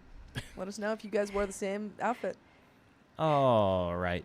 But we're gonna get into this next story, folks. Yes, and I'm going to go ahead and put those 20 memberships during the story. Sweet. So, Also, real quick, is it if possible? Can I leave it 7? If it works. It was the same one then. I don't know if I can send you guys photos or not. That's pretty sick. Oh my god, yes! Okay, awesome. We were the same one. Everything else should be fine. Yeah, as long as everyone is able to get their When do you want breaks. to break? I don't need a break until 7. Okay, you're good. Keon really wanted to explain cake to Really, my kids love the axolotl. Yeah, so just as long as everyone gets their breaks and stuff. Yep. Kind of. All right, let's do it. All right. I don't know if you guys heard, but it was the same one. So we're both pretty cool then, Maddie. Yeah, if one of you wants to take a break since... Yeah, he's good. All right. Okay. All right. 3, 2, 1. My husband kissed his ex, but he said it's all in my head. The fake kiss? I didn't kiss your ex. Forget about it. I didn't kiss him. This happened maybe last week, and I, 28 female, am still a little shaken up by it. So my husband's 26 male good friend, 26 female, was living with us over the summer. Since it will conceivably be the last summer he's going to be here, he often had friends and whatnot over to visit. Well, the night before he left, friend invited over a ton of his friends and his sister, who also happens to be my husband's long-term ex-girlfriend. They were pretty serious, dated from when they were 15 to 19. By the way, this comes from Kinda Brokenhearted. And if you want to submit your own stories, go to the r/OKStorytime subreddit. I'm Sophia. I'm Carly. I'm Keon. And we'll try to give our best advice, but we haven't experienced most of these situations ourselves, so if you have, let us know what you would do in the comments. And OP says, she immediately starts acting like nothing has changed between them. Like she's still his girlfriend. Oh, that's not right. No. Behaving cutely, asking him to do things for her, etc. At one point, she's eating chicken wings. We ordered a ton of food, and despite this awkward mess, I hung around and choked a little on the spiciness. Oh, and she chokes a little on the spiciness. My husband offers her a paper towel, and she thanks her, Sky Bear. Huh? This is when I ungraciously flip my crap. I tell her not to call him that, and she needs to leave right now. My husband immediately bridles and stands up for her. No, she doesn't. She's not going anywhere. Well. Seems like we are at a little bit of a standoff. I'm a little stunned. I have no idea what to say, but I back down, not wanting to push him. Okay, she doesn't have to leave, but I'm going. And it's weird that the person in this situation who has the wife has to leave. Oh, sorry. And it's weird that the person in this situation who is the wife has to leave. Fine, he retorts, and tells me and his ex and his friend are all going to the bar. And no, I'm not invited. Wow. Yikes. That's like a... Wow. That's like a... Honestly, that sounds like a breakup to me. Yeah, they're immediately. married, though. I'm going and you're not invited. Yeah. I mean, Okay. they're married. If, I know, if this but was like, just a relationship, I'd be like, break up. Yeah. So It sounded like a breakup. I know they're married, but But I agree. Yeah. It's like... I would fully, yeah. Yeah. I leave and go to bed, but before they go, I go down to use the bathroom and see him and his ex kissing. Mortified, I run back to bed. He joins me about 3 hours later, well past midnight. I ask him why he's acting the way he has been, and he admitted he just didn't like me reacting so strongly against his ex, and my tone irked him. We fell asleep, and I have no idea what to say or do. Apparently, my irrational witchiness drove my husband to kiss his ex and go out with her to a bar for a few hours without me. Now, what the F do I do? I really need advice on what to do / how to fix this or what is right or wrong. And there are some relevant comments. But do you have any thoughts? He cheated on you. He cheated on you. He cheated on you and he's lying. He cheated on you, man, and he sucks. And also, he told you sucks. not. He didn't defend you when his girlfriend, his ex-girlfriend, was calling him like all sorts of pet it was names. like Sky Bear. No. Boundary. Just the fact that she was even there. Yeah. Weird to begin with. Yeah, weird to begin with. Not to say that you can't be friends with your exes, but not exes like this. No. And then going to the bar, you can't come. And then kissing her. Flubbergard says schedule a consultation with a divorce attorney, and I don't mean that to be cheeky or funny either. That kind of cold, intentional disrespect and cruelty is just mind-boggling. Can't read that, but someone says he wasn't even apologetic about it. He blamed OP's tone for his despicable behavior. Boo you or says apparently my irrational witchiness drove my husband to kiss his ex and go out with her to a bar for a few hours without me. No. Your husband being a crap person drove him to kiss his ex. Yep. You did absolutely nothing wrong. You're his priority. She isn't. His reaction to your being uncomfortable with how she acts around him is bizarre. He was more concerned about his ex than his own wife. Let that sink in for a moment. If I were in your place, I would leave. Why? Because the moment he sided with her and kissed her meant he lost respect for you and your marriage. Who's to say this won't happen again? People don't just go around kissing their exes because their wife got mad at them. Yeah. That'd be insane. That would be insane. Burly Q Girl says most men don't respond to their wife being rude to another woman by almost instantly making out with another woman. I'd be pretty surprised if this was the first instance of inappropriate behavior between the two of them. Before we got to the kissing, I was going, oh, well, maybe she didn't realize she was being overly flirty and inappropriate. You're right, you could have set some boundaries in a more low-key way. But heck, clearly she did realize exactly how girlfriendly she was being. And clearly your husband was on board with it. And he supposedly did it to spite you? I hope he doesn't feel like that mitigates his behavior at all. There's not a, it's not cheating if you're doing it to piss off your spouse rule. Edit. Based on all of your reactions, it gave me the courage to confront my husband. I really don't know what to say. He was completely confused. He told me such an event never happened. He hasn't talked to his ex in years. What? Is this a Benadryl situation? A lot of people have been saying Benadryl. Or is he just insanely... Is he just insane? Did Is he this a take medical 6 Benadryls, issue, or did you or- take 6 Benadryls? Or is he just... The end Just- is like, and it was all a dream, And but it I was was still all a mad because he dream. cheated in my dream. much less kissed her, and he would never think inviting her over without consulting me would be okay.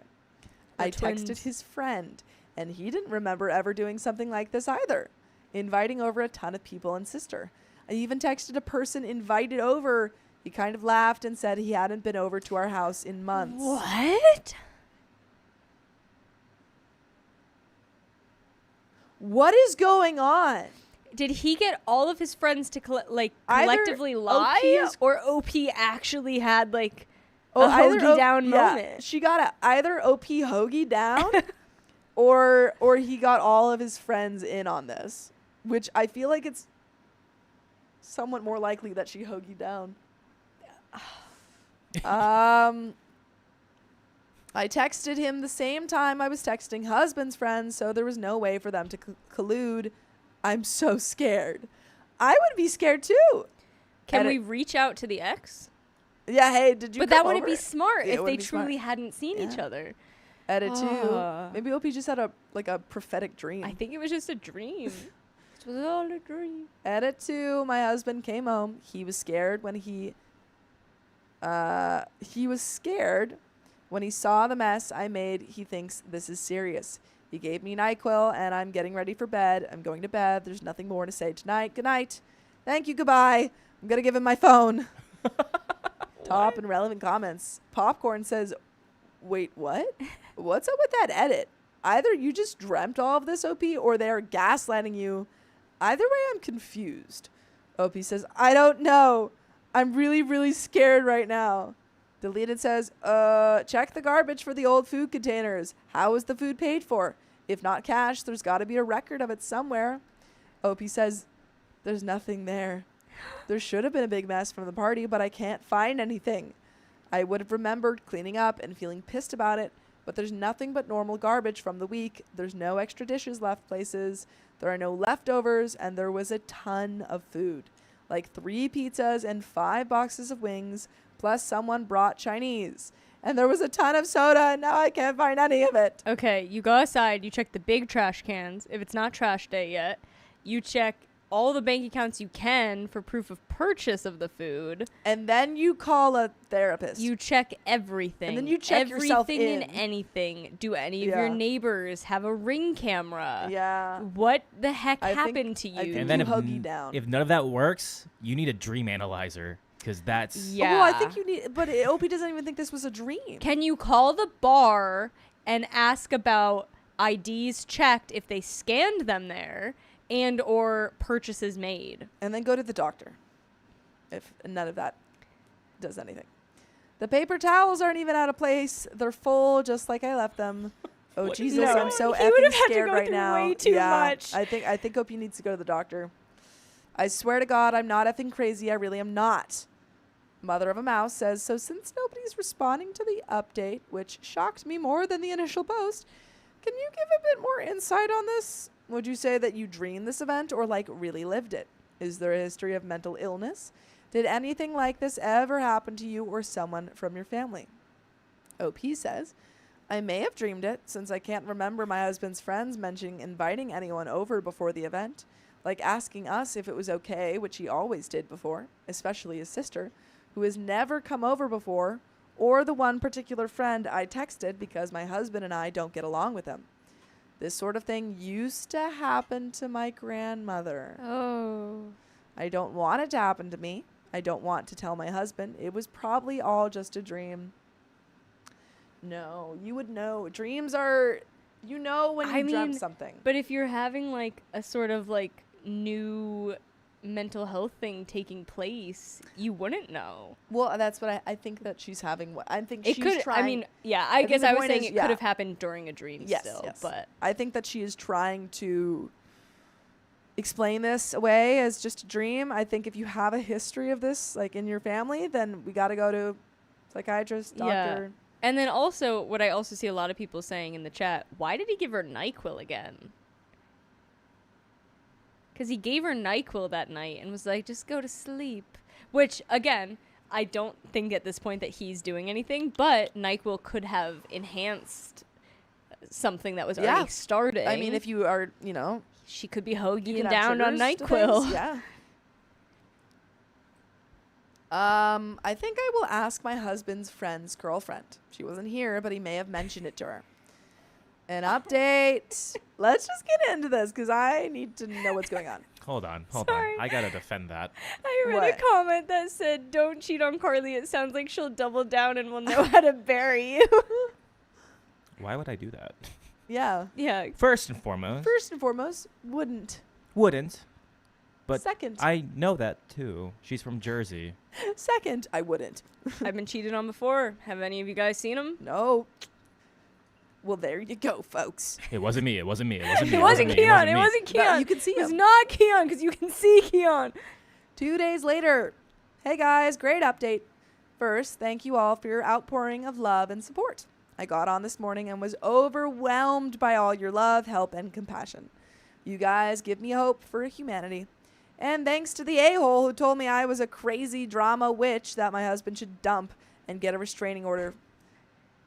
Okay. So yesterday morning, my husband took me to the doctors who asked me a lot of the questions you guys did. No, I didn't hit my head recently. No, I don't take recreational drugs.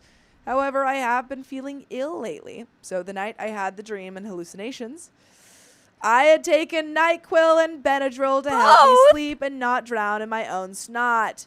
This is a hoagie down situation, You folks. hoagied down. You hoagie down. Oh, and I also had a few hot toddies, so booze. You hoagie down. You hoagie down so hard. We knew it. Apparently, Benadryl has been known to cause weird reactions in perfectly normal people, such as vivid hallucinations or waking dreams. So instead of scheduling expensive tests, we chalked it up to weird substance interactions, was told to come back if something similar happened, and to get a gosh dang PCP. Husband took me home and I slept. By the way, while I was freaking out and still hopped up on substances, I did check the call records and his ex's number wasn't on the call or text list. By the way, you should join the list of people who listen to full episodes of stories just like this. Just go to Spotify, Apple Podcasts, or iHeartRadio and search up OK Storytime. There is a little bit left of this, but yeah, OP hoagie down. The fact that we had two stories Two where hoagie someone down hoagied stories? down from Benadryl. Yeah, I also think it's funny that she had such a, because our other hoagie down story was just weird. Yeah. And it was like, what's going on? What? And this one, it was like, no, I dreamt that my husband invited his ex-girlfriend and then she started being all flirty and they kissed. At least this OP realized it after one instance. Yeah. Wow. I mean, yeah. Wow. It was just so reasonable of a dream. Do you guys want to give a quick TLDR on what hoagie down that story is? Just a little bit, because some people are very confused. For anyone wondering, we read a story where a guy started... his wife kept saying to him every morning, she would go up to him and say, or she would leave a note. She would ignore him. And then she would say There'd be in a a note note, somewhere. It's getting cold out. You better hoagie down in the lunch, like in his lunchbox. In his lunch, or like on the door eventually. And he kept questioning her and she was and like, I don't know she's what you're talking about. So weird. And she kept saying that she wasn't doing any of this. And then we found out later that he was, first we found out that he was taking 6 Benadryl every night because they had cats. And then we found out that no, he wasn't taking 6 Benadryl. He was mistakenly taking 6 Seroquel. which is they were in the same bottle, antipsychotic medicine. And he was just hallucinating his wife, and his wife was actually hiding in the bathroom. Yeah. And left and hadn't even been there, and he was hallucinating the whole thing. Yep. Of the notes and the hoagieing down. So this is another hoagie down story. But there is a little bit left. Edit. Yeah, guys, in retrospect, mixing 2 kinds of substances that apparently you never knew this, and thanks for telling me, because I wouldn't have known, do the same thing was real dang stupid. Yeah. Not the best move, You live and you learn. But I won't do it again. Also, probably never taking acetaminophen. No, acetaminophen either, judging from some of your comments. Or booze. Also, I'm actually really relieved I'm not alone in the whole mind trip thing. I'm sorry for anyone who experienced what I did and doubt their own reality. And Hank Hill says, I've used Benadryl as a sleep aid and have had some crazy dreams. I think even sleptwalked a couple times. I've also heard that if you take a high enough dose, you can see some crazy crap while awake, but nothing that you'd want to see. And OP says, I also sleepwalk just in general. You need to shout out. Go to like a psychiatrist. Hey, whoa. Not you. OP's having like multiple different things. No, I know, but sleepwalking you don't really do anything about it. Really? I sleepwalk. It's your body just doesn't produce the natural substance that paralyzes your body while you sleep. Yeah. So I was mostly thinking because if OP has sleepwalking and also just had this with the included other things, medical history, like. But they're probably not going to treat the sleepwalking. Sure. They're just going to treat the new visions.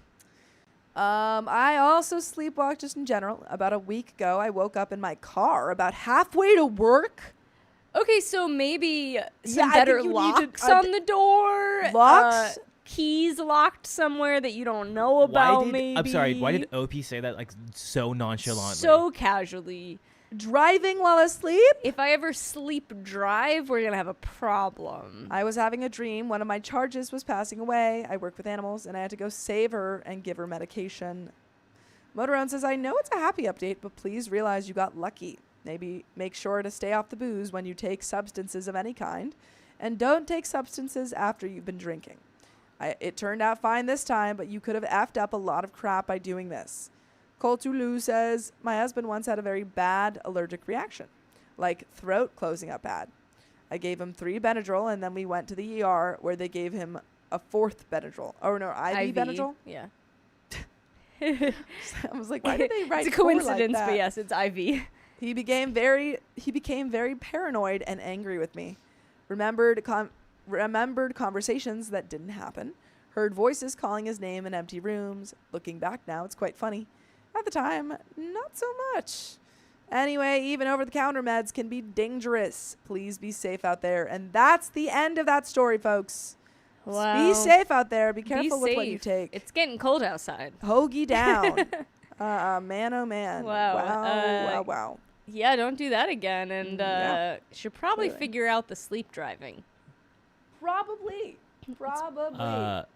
Also, people, on the Benadryl thing, it says take 1. Don't take, maybe 2. Don't be more. taking all these. Don't take things. multiple. Listen to and what don't they mix say. multiple medications that do the same thing together. Yeah, ever. this isn't like a Jack Daniels and No, Coca-Cola situation here. Yeah. It's not a cocktail. Nope. It is not. Stick to instructions and only one. And Keon, I'm going to send you, I don't know if they already did, but Daniel's information for you to put into the chat if you haven't already done that. I see a lot of people saying, Could you you should watch Discord it to Selena me? Spooky Boo. Yes. I do. What's your Discord? Discord it to me or to Riley, either or. I can copy and paste it. have Right. watched her. She's pretty cool. Thank you. I'll get that in a second.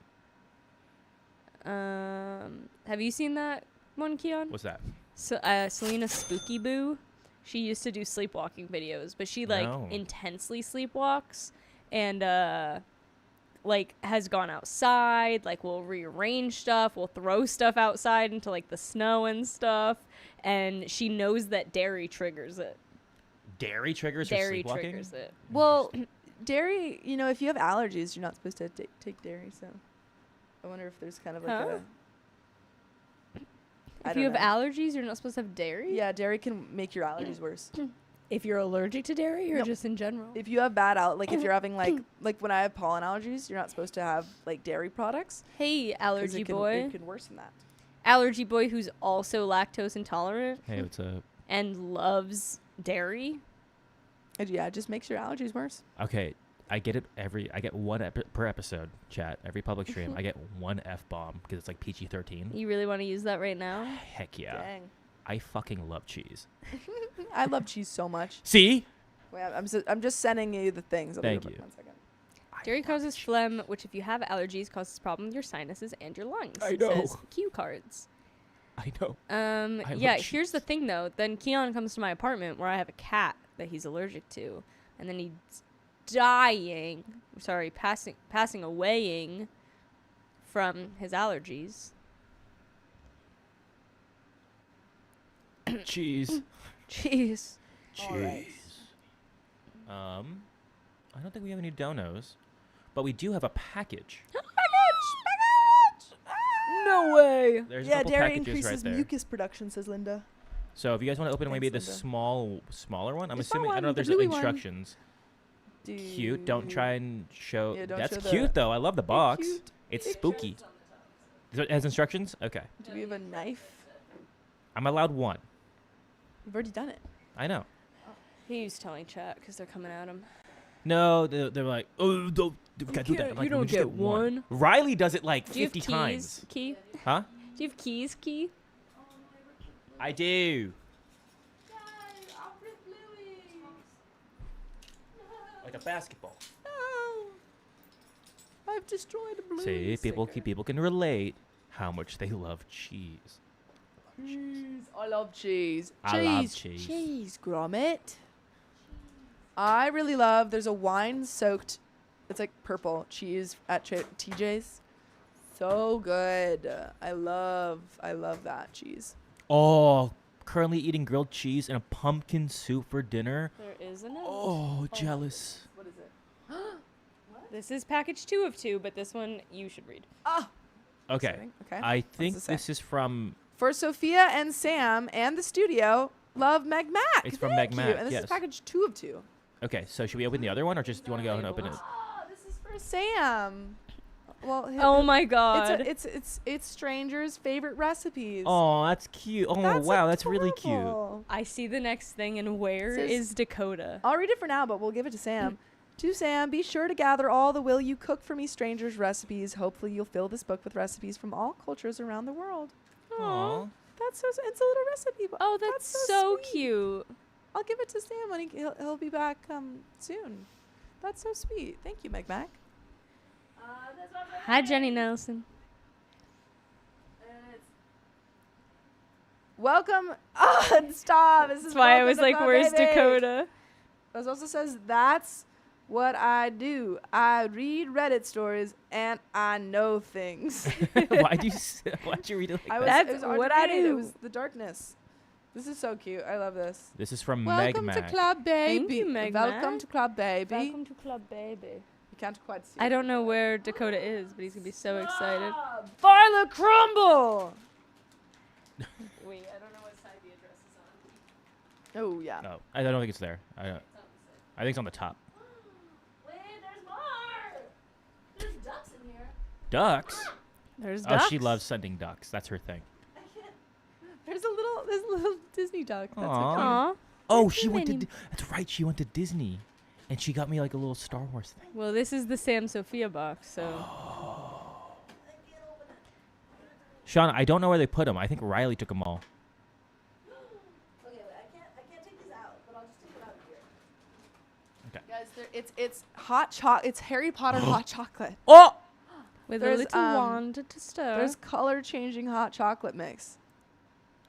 This is other than one. I'm about to have hot chocolate. I'm about to go and have hot chocolate. You're about to have Let me tell you some- that. I'm about to have hot Magical. chocolate. You're gonna Hot have some chocolate. butterbeer. What are you talking about? Oh my goodness. This is incredibly exciting. Meg Mac, thank you so much. Thank and we you, got Meg another Mac. box. Yeah, we have a lot. We have another box from Meg Mac, but This is sick. we have another story coming up. Carly, are you ready for the next story? Anyone want a Yes. piece of chocolate? Yes. I'll have one. I'll have some violet crumble. Is it violet crumble? It's violet crumble. Yeah. What is it? I also love crunchy. It's honeycomb. Oh, It's an Australian Cool. thing. It's an Australian thing. It's pretty good. It's kind of like a. so it's chocolate around honeycomb? Yeah. Yeah. I would like to say the most similar thing is like a Butterfinger. Am I right? Am I crazy for saying that? Like it's very similar to like a Butterfinger in a way. Yeah. I just have one. But these are good when you freeze them. Interesting. Yeah. I know what the Aussies like. Oh yeah. That's good. Thank you. It's just going in the Thanks, fridge Nick Mac. later. Welcome, Mac. Thank you.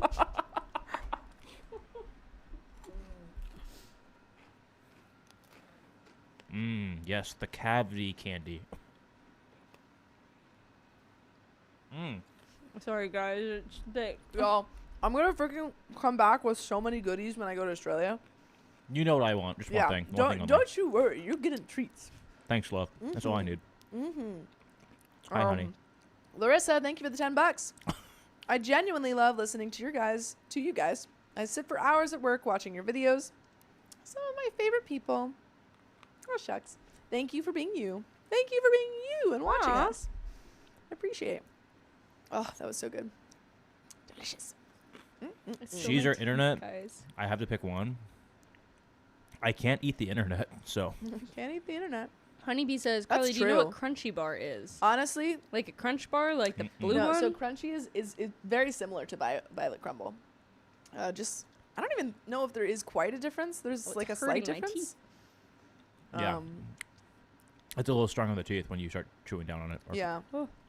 Oh Moral my god, bars the are dark good. chocolate violet crumble. You know what I also love? There's they have there's an Australian candy. It's like Turkish Delight. That's what it's called, I think. I'm not a fan of Turkish Delight. I love wait, it. that's in Lion, the Witch, and the Wardrobe.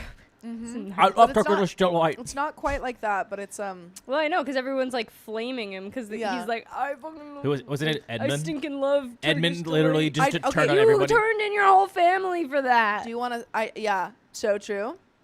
I saw a thing like recently that said, honestly, kind of fair that Edmund did that. No. Because wait, because he's a British child and there were sugar rations, so he probably hasn't had sugar in ages. It was during World War World War One II. or two. Two. Yeah. I want to rewatch Narnia. Well, they're yeah, recreating Bubsy it. says, but our Turkish Delight is covered in chocolate. That's why I love it. It's so good. Australian candy is like top tier. You know what else is top tier? This next story. Yeah, there you go. All right, honey, you ready? Yeah. Yeah. How'd you like? Did you try the tiramisu? No. Guys, I got her Tiramisu. tiramisu. Yeah. Do you want some? I'm not gonna eat much of it. I have too much sweets today. Potentially. All right. Because it's dairy. Dairy. I want to save some of my sweet treats for tonight. All right. 3, 2, 1. My ex-husband kept bringing his affair partner to our family time. Well, then you're no longer part of the family. My husband, 46 male, and I, 45 female, divorced 3 years ago. But we still see each other weekly because of our young children. We divorced because he cheated on me with his assistant, who is Yikes. now his girlfriend. Yikes. 35 female. In our divorce agreement, I gave him weekends with the kids, and we spend family time together frequently. Until recently, that arrangement worked fine. By the way, this comes from username, and if you want to submit your own stories, go to the r/OKStorytime subreddit. I'm Carly, I'm Sophia. I'm Keon. and we'll try to give our best Oh, this is a different one. And we're here to give good advice goofily, but we don't have all the answers. We only know what we'd do, so let us know what you would do in the comments. And OP says, I've always tried to be civil with my ex around the kids because I don't want them to have a bad relationship with their father. But a couple of months ago, he started bringing his girlfriend to our family time without asking me. Not cool, dude. Not Yeah. cool. When I expressed how this made me feel and explained that this was meant to be our family time, he insisted that she was family to the kids and they should get used to her being around. I later approached her directly, hoping she would understand my perspective, but she told me that if it bothered me so much, I might as well just not come. Things got worse 2 weeks ago when she started insisting that my children call her mom, even in front of me. No, nuh-uh, not happening, girl. Nope. Move along. These are my kids. Move along. My kids seem to like her because she's always bribing them with candy. Well, yeah, of course they would like her. Those I like Turkish when you guys delights. give me candy. It's right back to that. She's the freaking ice witch.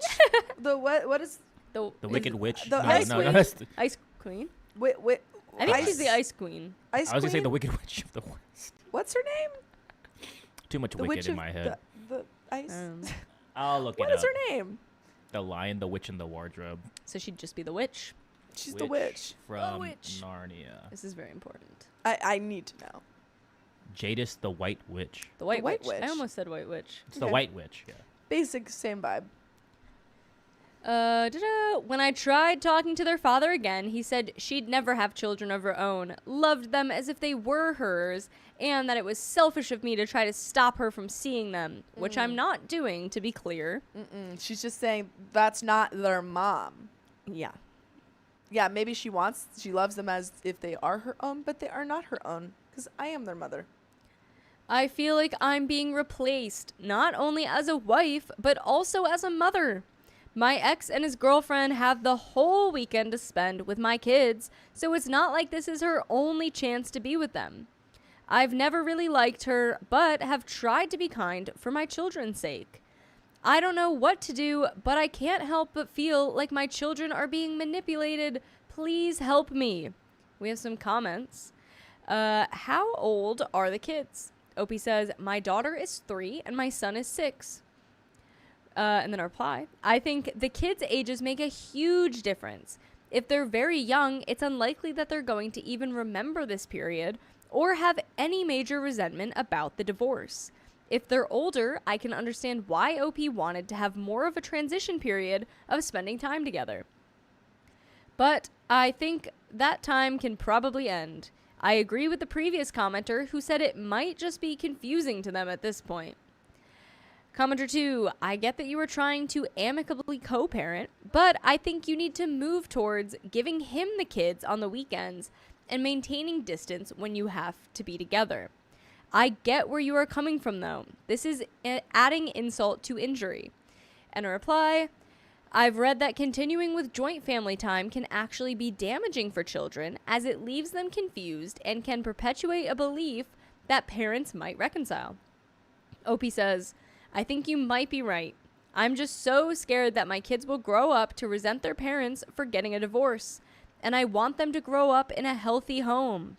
But I think you're right, and I just have to make the difficult decision. Commenter replies, speaking from personal experience, your kids will eventually pick up on the tension. At an age-appropriate conversation with your kids should help, and neither you or your ex should be bad-mouthing each other in front of the kids. Yeah. A conversation with your ex should also occur as well. OP says, I have tried to have a conversation with him so many times. In your experience, what will work to get him to listen? You are right about my kids. It's time for them to understand the situation. I can't keep them in the dark anymore. User replies, I think your conversation with him should be something along the lines of having more space between the two of you. Him bringing around his girlfriend, who is a responsible party of your divorce, and while you aren't going to dictate that the kids can't be around her, you don't want her in your home and would like to keep distance at events. Yeah, I feel like it's, yes, you can't control whether or not he brings her around them. But I think you just have to say, I don't care what you think about me. Yeah. But when I'm there, I don't want her there. Yeah. Or at Which least is in my fair. home. In Yeah, my own home, that's totally she's fair. still your husband. That's totally fair. I feel like, I don't know, if there's any way that you can get through this guy. Or just putting down a hard, foot and saying, she can't be in my home. She's not welcome. Yeah. He may not listen, some people don't, and unfortunately, you are likely going to have to be the bigger person for the sake of your children. Commenter 3, but this situation isn't healthy. Do you and your ex have a legally binding custody agreement, Or is this just something you both just agree on? My advice, see a lawyer, end these joint one-on-one meetings, and if you have concerns with your children around the girlfriend, talk to a lawyer and see what can be done about it in a more legally binding way. OP says, legally binding. He fought for custody, and this was the best I could do at the time. Commenter 4 says, why do you meet together? I have a family with our children. My ex has a family with our children. The old family is no longer existing. Reply says, yeah, this is really weird. What family time? They aren't a family anymore. That was so weird when he was like, yeah, this is family time. It's like, no.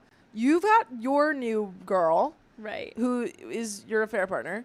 And then you've got OP. And sometimes, kids wanted, like, you're trying to co-parent effectively, but, like, it's the parent time. When you want to hang out with your girlfriend and your kids, then you can do that on your own time. Right. So it's not selfish because she doesn't want, she just wants it to be dad, mom, or, and the kids. Yeah. Agreed. They aren't a family anymore. OP is in denial about the divorce. Oh, okay. That commenter actually took that differently than I thought they were going to. They're saying, like, they shouldn't even have family time. They're just saying they shouldn't consider family time being all of them there. Yeah. And like you said, family time would be with the new family kind of thing. Too old for dating? Your ex is dating, so you know that's not true. You're in denial. It's also her own fault she never gets fun time with the kids. Sounds like she suggested the custody schedule where she gets weekends and she gets weekdays and he gets weekends. Terrible idea. She gets all the work and he gets the fun. Then she goes and invites him into her weekday time? Weird. The girlfriend is probably insisting to be there to make sure nothing is still going on between them. Now, don't get me wrong, ex-husband and the girlfriend are the assailed here for cheating on OP. They are also massive a-holes for having the kids call the girlfriend mom. But OP needs to wake up. It's a different take than I expected. Yeah. But I mean, like, I guess I kind of, to some extent, see what they're saying. I would still consider, though, like, even though you're not married anymore, it's still family time. Family it's still time. Mom, dad. Right, because to the kids, that is still, like, this is my mom, this is my dad. dad. Like in Ted Lasso, when they do the FaceTimes with, they're not married anymore. Like with still Ted their and family. His ex. Yeah. But it's still family time. But I do agree that, like, we don't need to be Dr. Man comes into the picture. Dude, spoilers. But time with just Ted and the wife is still family time. Yeah, exactly. Between them. What were you to say? Until? I don't know. Oh. Thanks, Keon. Till Dr. Man, sorry. Kelsey Jade says, the only thing I'm thinking of is my kids are not to call her mom at all, if ever. Yeah, and that's a totally valid boundary she should respect if, like, that's crazy. Well, she wanted to take OP's husband, and now she wants to take her kids. Right. It's weird. It is weird. Icky. This whole situation is a cluster F. Insist she stop with the mom thing. Quit trying to recreate you. I think that's supposed to be yours. Yeah, your family. Quit trying to recreate your family with family time, except for the occasional important event like birthdays, graduations, etc., obviously, and renegotiate your custody time. We have an update. Let's dive in. Update. Thank you, everyone, for your words of encouragement and tough love. I needed a wake-up call, and I've gotten in touch with my lawyer. I realized that at some point, I became passive and stopped fighting back. Nice. My very young children don't deserve a fake family. Many people told me I need to let go of what our family used to be, and as much as it hurts, I know this is true. I will no longer spend time with my ex-husband and his girlfriend beyond drop-offs and pickups. I think that's a good idea, just for you. Just for your own peace of mind. Yeah, I agree. If they can't keep up with those boundaries, then just, yeah. I contacted them and made it clear that if she continues forcing my kids to call her mom, I will take further legal action. I'll admit I've spent a lot of time crying over the past 18 hours, which is why it took me so long to update. I plan to take a day off work to talk to my children. I will tell them that their father's girlfriend is not and will never be their mom. That woman is not your mother. The kid's like, okay, Mom. Okay. Okay. And that if she tries to make them call her that again, they should tell me immediately. Some people suggested I tell my kids about my ex's infidelity. I won't be doing that. I refuse to alienate my children from their father over something that happened in our relationship. They're also young. They're too young. They're way too young to understand. You could tell them eventually, but you would you would talk to your partner about it. They'll probably just learn about it eventually too. I made it clear that their father's girlfriend is not their mother, and that's as far as I'll go. I've realized that I was using family time not for my kids' benefit, as I claimed, but for my own selfish reasons. I've been in denial about the divorce for 3 years, and family time was my way of pretending everything was normal. That's why his girlfriend's presence was so jarring for me. I now see the error of my ways and am frankly disgusted with myself. I feel pathetic for clinging to a relationship with my ex-husband even after he cheated on me and left me for his assistant. Dang. By the way, we'll never leave you because you can always search full episodes of stories just like this. Just go to Spotify, Apple Podcasts, iHeartRadio, search up OK Storytime. Do it. We got a little bit more. I think you know what you need to do. Yeah. I think she's setting on the right that boundary. path. Yeah, I think setting the boundary of being like, that's not your mom, I'm your mom. Yeah. And also being like, no more. If you guys can't respect the boundaries that I'm trying to set in family time, then we're not going to have family time. Yeah. And exactly. that's fine. You know, we're not a family anymore in the same way that we were. You want to have your new girlfriend around, whatever, but I'm not going to be around her. Yeah. So fair. Exactly. As I mentioned, I've contacted my lawyer about the girlfriend trying to make my children call her mom. I never would have thought of this without your comments, and you were all right. My lawyer says that due to these developments, the situation may change. I'll update you once I know more. In the meantime, I plan to focus on healing myself and will start with attending therapy. Nice. I saw some questions and will try to respond to the best of my ability.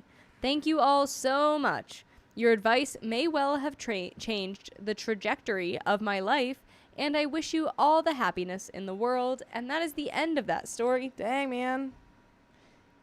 Yeah, I wish you the best, OP. I hope therapy goes well. I think you're on the right path. Red Bull Rana says my ex-husband is a fair partner, and a fair partner's mom tried to force my kids to call her mom. Bless you. Crazy. Don't let them do that. Hey, you're their mom. Yeah, what'd you do with that, Red Bull? Yeah. Let us know in the Kim Fine says, sounds like OP isn't clinging to the relationship, more like guilt for this being the result of her perceived foolishness. Yeah. To create a family with a man who was a poor example for her kids. Yeah, it doesn't seem like OP was like, I still want to be in a relationship. It was just like, how do I manage co-parenting?